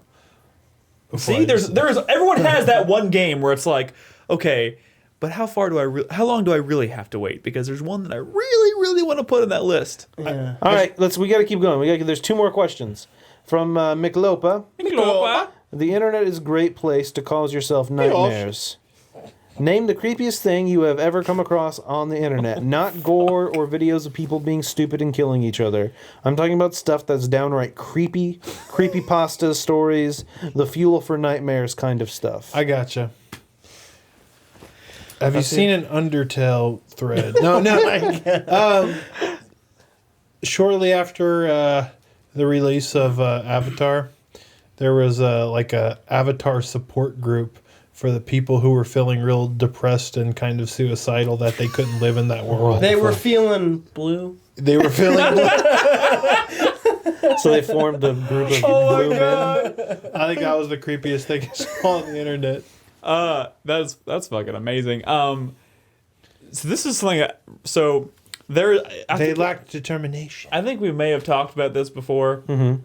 And I've discovered it a couple different times, and it's this phobia that I didn't know I had, that nobody knows they have until they see it. I feel like I think I know where this is going, and I don't want to hear about it. Is it the holes?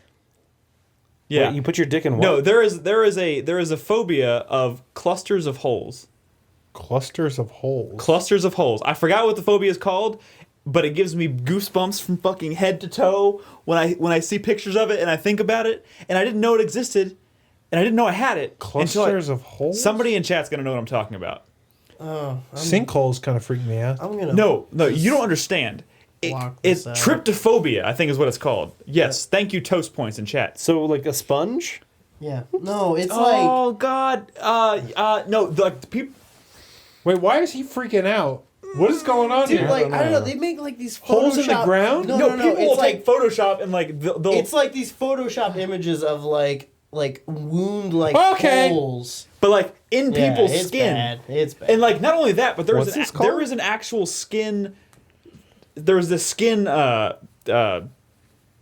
disease stop or talking whatever about this? that it creates a similar effect. It's not exactly what you see with the Photoshop thing, but it looks very similar, and I mean, it just looks weird to me. oh god, it gives me it makes me. Do you want to see a picture, It gives me Brad? the No, I heebie-jeebies. don't. I'm not gonna It's not like bloody or anything. I know, it's but just, I'm very It squeamish. looks like they put little eyeballs on them. Oh, it kind of looks like bloatworms. What in the bot flies? Yeah. The ones that crawl under We were your not skin supposed and to stuff. talk about that kind of thing on the internet. It's not gory. It's just That's it doesn't even have to be on people's skin. It's like you can literally see a rock that has the exact same pattern and it has the exact same effect on me. Just That's kinda clusters of holes. Know what I'm getting Nick for Christmas? The movie Holes. With Shia LaBeouf. Creepy things? I don't know. There was That one video that Joseph showed us. There was that one guy that stuck his dick in a park bench, and then he became erect and he couldn't get it out. I don't know. That was a man. thing that happened like a year ago. I've seen some weird porn stuff. I don't know. I think we all. I Yeah. think we've all seen that. I had a roommate that showed me the weirdest shit. There was the chariot thing. Barnacles, yes, barnacles have the exact same effect on me. Oh God. All right, final question for the evening from Jason R. Which games have your favorite original scores? Which, if any, are your favorite to listen to outside of the game? As of more recent, Dust Force. Dust Force, is while so a game, chill. it's definitely nowhere near my top 10. It's okay. But my God, can I listen to that soundtrack non-fucking stop? Dude, it's so On- good. But to that Undertale? extent, I listen to games. FTL also has an amazing fucking soundtrack. Wait. What's the question? Original scores. Just games with original I scores. listen to a lot of game soundtracks.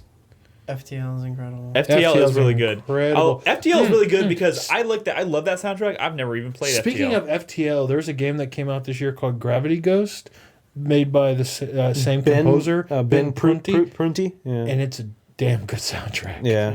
You know, I was thinking about this on the way over here because I had my phone plugged into my car and the Team Fortress 2 theme song came on. And I was like, this is a great score for a video game that like nobody ever really talks about when they talk about video game scores. I feel like the music that Valve did, like all the original like orchestrated music that Valve has for all their materials and everything in Team Fortress 2 is incredible. It's so good.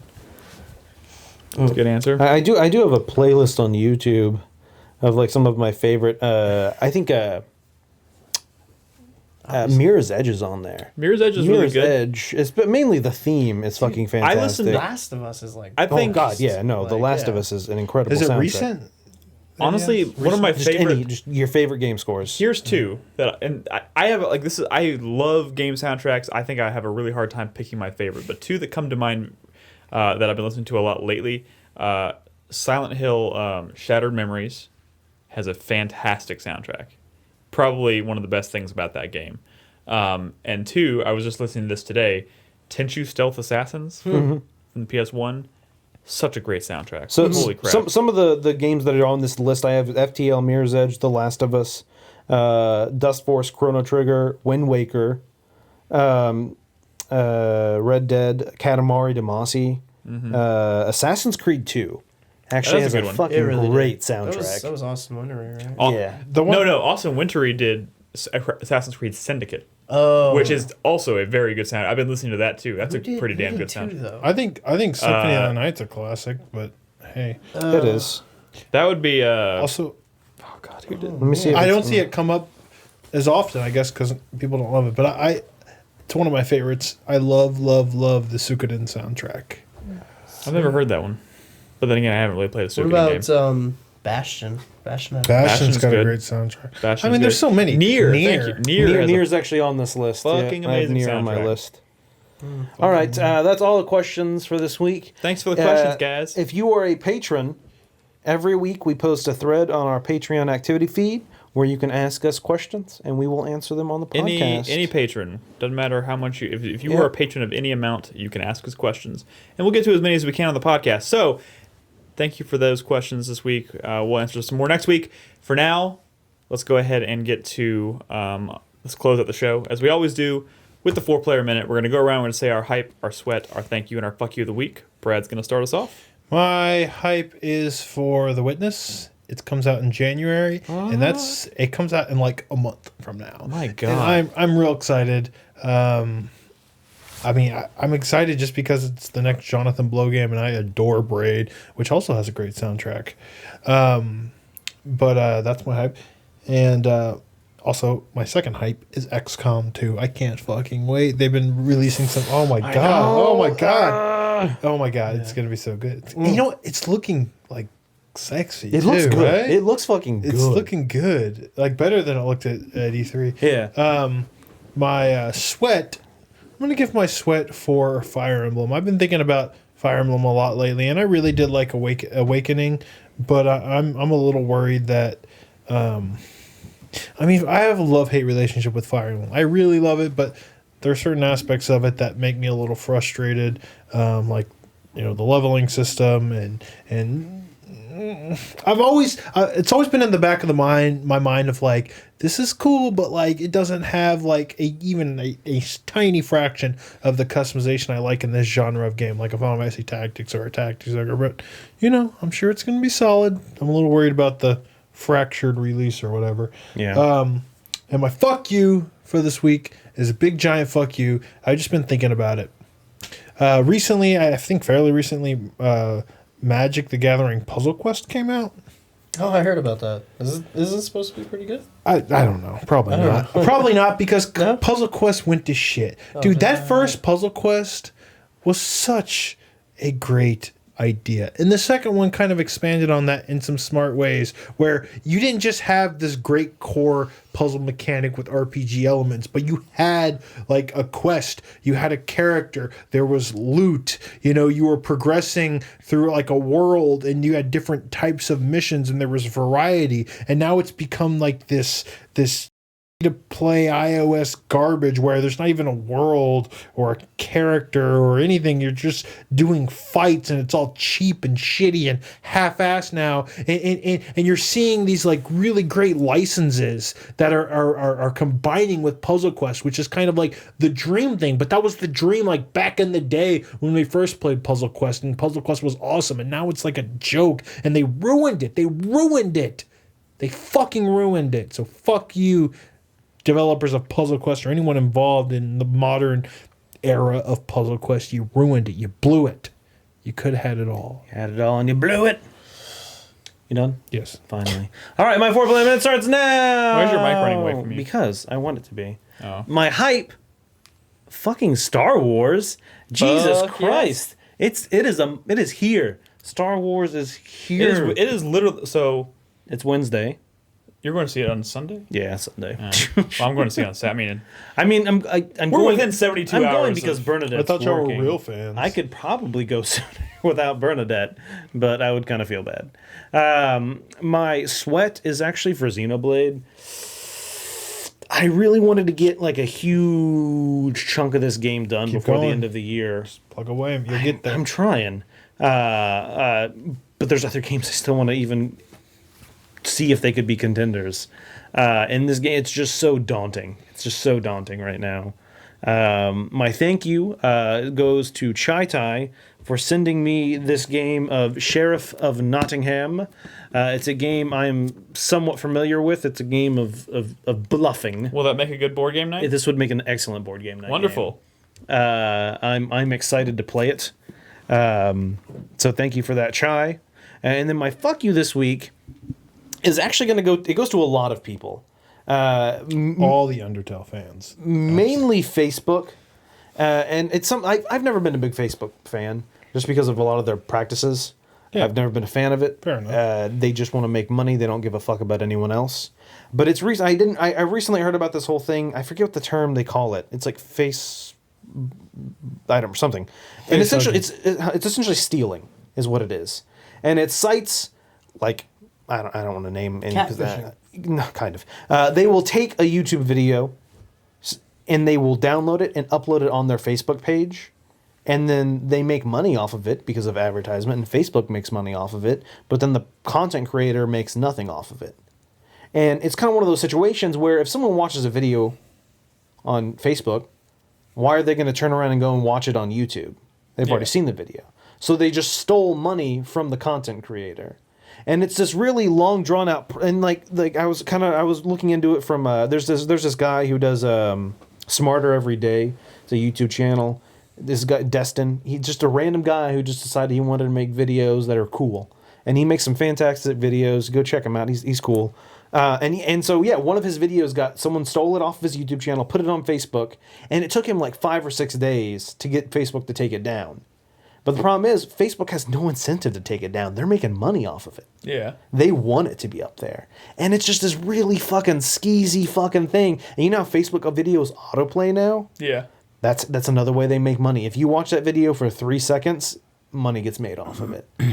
And so it's just kind of become this thing where, if you can turn off the autoplay. I don't get on Facebook much at all. Maybe like twice a week. But just like, don't watch videos on Facebook is pretty much what it is. If there's something you're interested in, maybe look for the original YouTube post, because it's hard though, because they autoplay. No, it is. It's complete horseshit. It's complete horseshit that they're stealing. And it's kind of also one of the things with we kind of looked into the whole promoting your posts. Facebook's a hard place to be active. That's a scam. It is. Especially because even if you make a post on your Facebook right now, Nick, not all your friends see it. Nope. How it works is if Filters. Yeah, there's filters. Well, if a lot of people like it, it will show up on more people's feeds. But the problem is, a lot of when you promote, so when you pay to promote, a lot of the likes you get aren't real likes. They're like farms. They're like farms. But the problem is, when you then get likes on your videos, it will share it with people who aren't real, who then aren't going to reshare it, so it won't go anywhere. And it's this whole fucking clusterfuck of bullshit. And it's really frustrating because it literally takes money out of people's pockets. Yep. And I'm not saying it's taking any out of ours.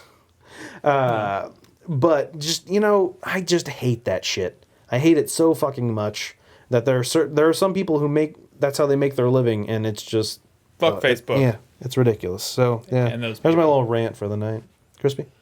All right, so for me, this week is a week of hypes. That's good. My first hype is for Star Wars The Force Awakens. My second hype is for Star Wars The Force Awakens. Third is also Star Wars because I'm really, really, really hyped about Star Wars. Are you seeing it 3 times this weekend?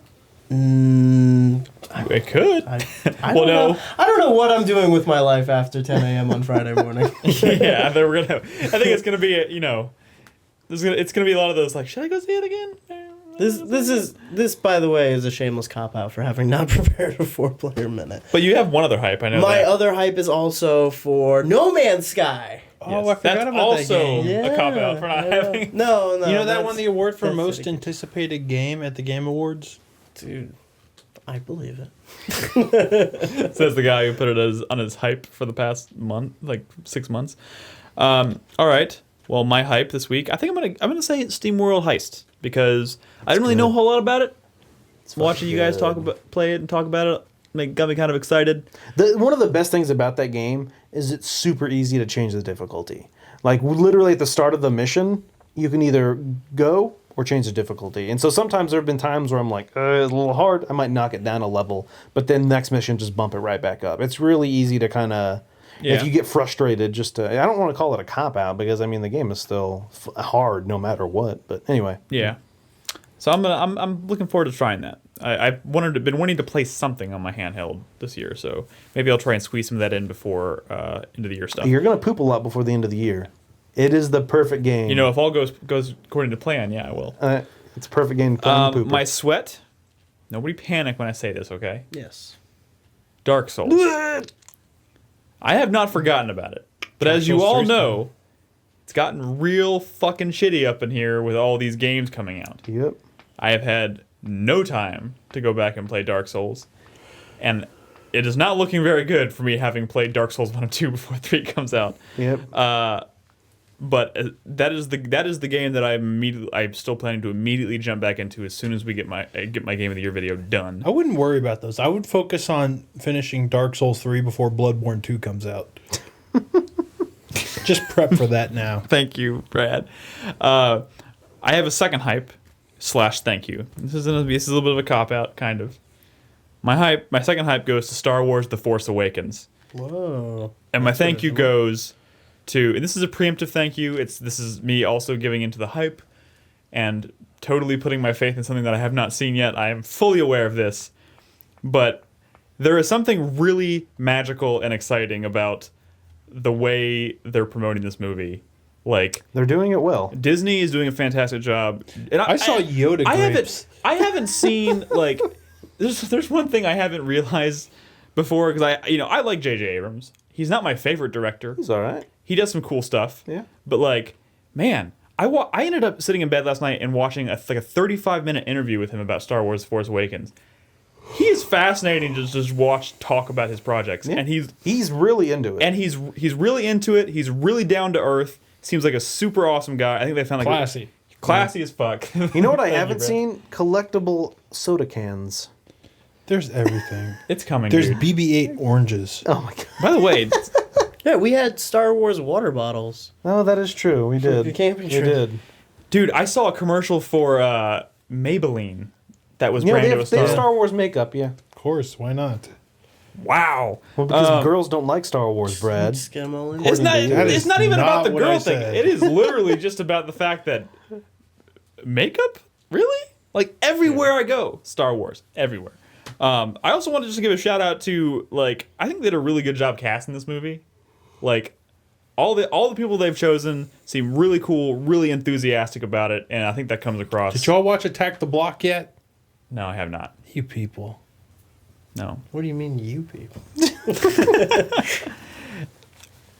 Anyways, sorry, I got distracted. My fuck you of the week goes to the final boss fight of Assassin's Creed Syndicate. Like it's weird because there is two components to that fight. One of which is like kind of fun, not really fun, but like it looks cool. It looks cool. Fun's Yeah. a strong word. Yeah. No, like it looks like it could have been a cool set piece, scripted type fight, right? And then they throw these fucking. You literally go up to this guy, you punch him a few times, and then he throws you back, and then you have to dodge these fucking like lasers that are coming at you, and they're fucking garbage. And you have to dodge them and fight your way back to them so you can get like 4 or 5 more punches in, and then do that like 6 times. Garbage. What game are we talking about? Assassin's Creed Syndicate. Thank you, Brad. I'm glad you're paying There's attention. lasers? It's not lasers. It's like a wall of energy that flies at you that will have a gap somewhere in it. So you have to like. And so you either have to go high, you have to go low, you have to cool. go. It's an interesting except mechanic. You're trying to platform using Assassin's Creed platforming mechanics. It was. I did. Did you do it on your first try? No. Oh, I think I did it on my first try, but it got pretty close sometimes. Like I almost died. I died 3 times because I kept accidentally because I might have died once. I'm used to Assassin's I don't remember. Creed fuckiness. It was kind of out of place. Like nothing like that. But I it's was also at the end of most Assassin's Creed games. There's usually a mystical thing that happens. Well, there was the Apple of Eden. And, I mean, I was trying to hide behind pillars. Yeah, no, as that doesn't as work. they because sometimes it does. If you hide just right, the beam will like miss you because you're behind it and it'll get. But if you're just barely in the wrong spot, But it's you're also fucked. you can't necessarily progress because if you try and run to the next one, the next wave has already come at you. I know what you're talking about, Nick. I did it. Anyways, yeah, that's it for the show tonight, guys. Thank you so much for watching. Brad, thank you for paying attention. No worries. Yeah. Yeah. 4Player Network. Thank you, Nolan. Thank you, Nolan. 4Player. Don't forget to vote in the or submit your please do votes that. for the highlight of the year and your game of the year choices. Yes. Those polls will be going up soon. Yes. Please. We need more go submissions. and voice your opinion. Your opinion must be heard. Vote or die, motherfucker. Bump out. Exactly. Thanks for listening, guys. 4playernetwork.com. We will see you next week.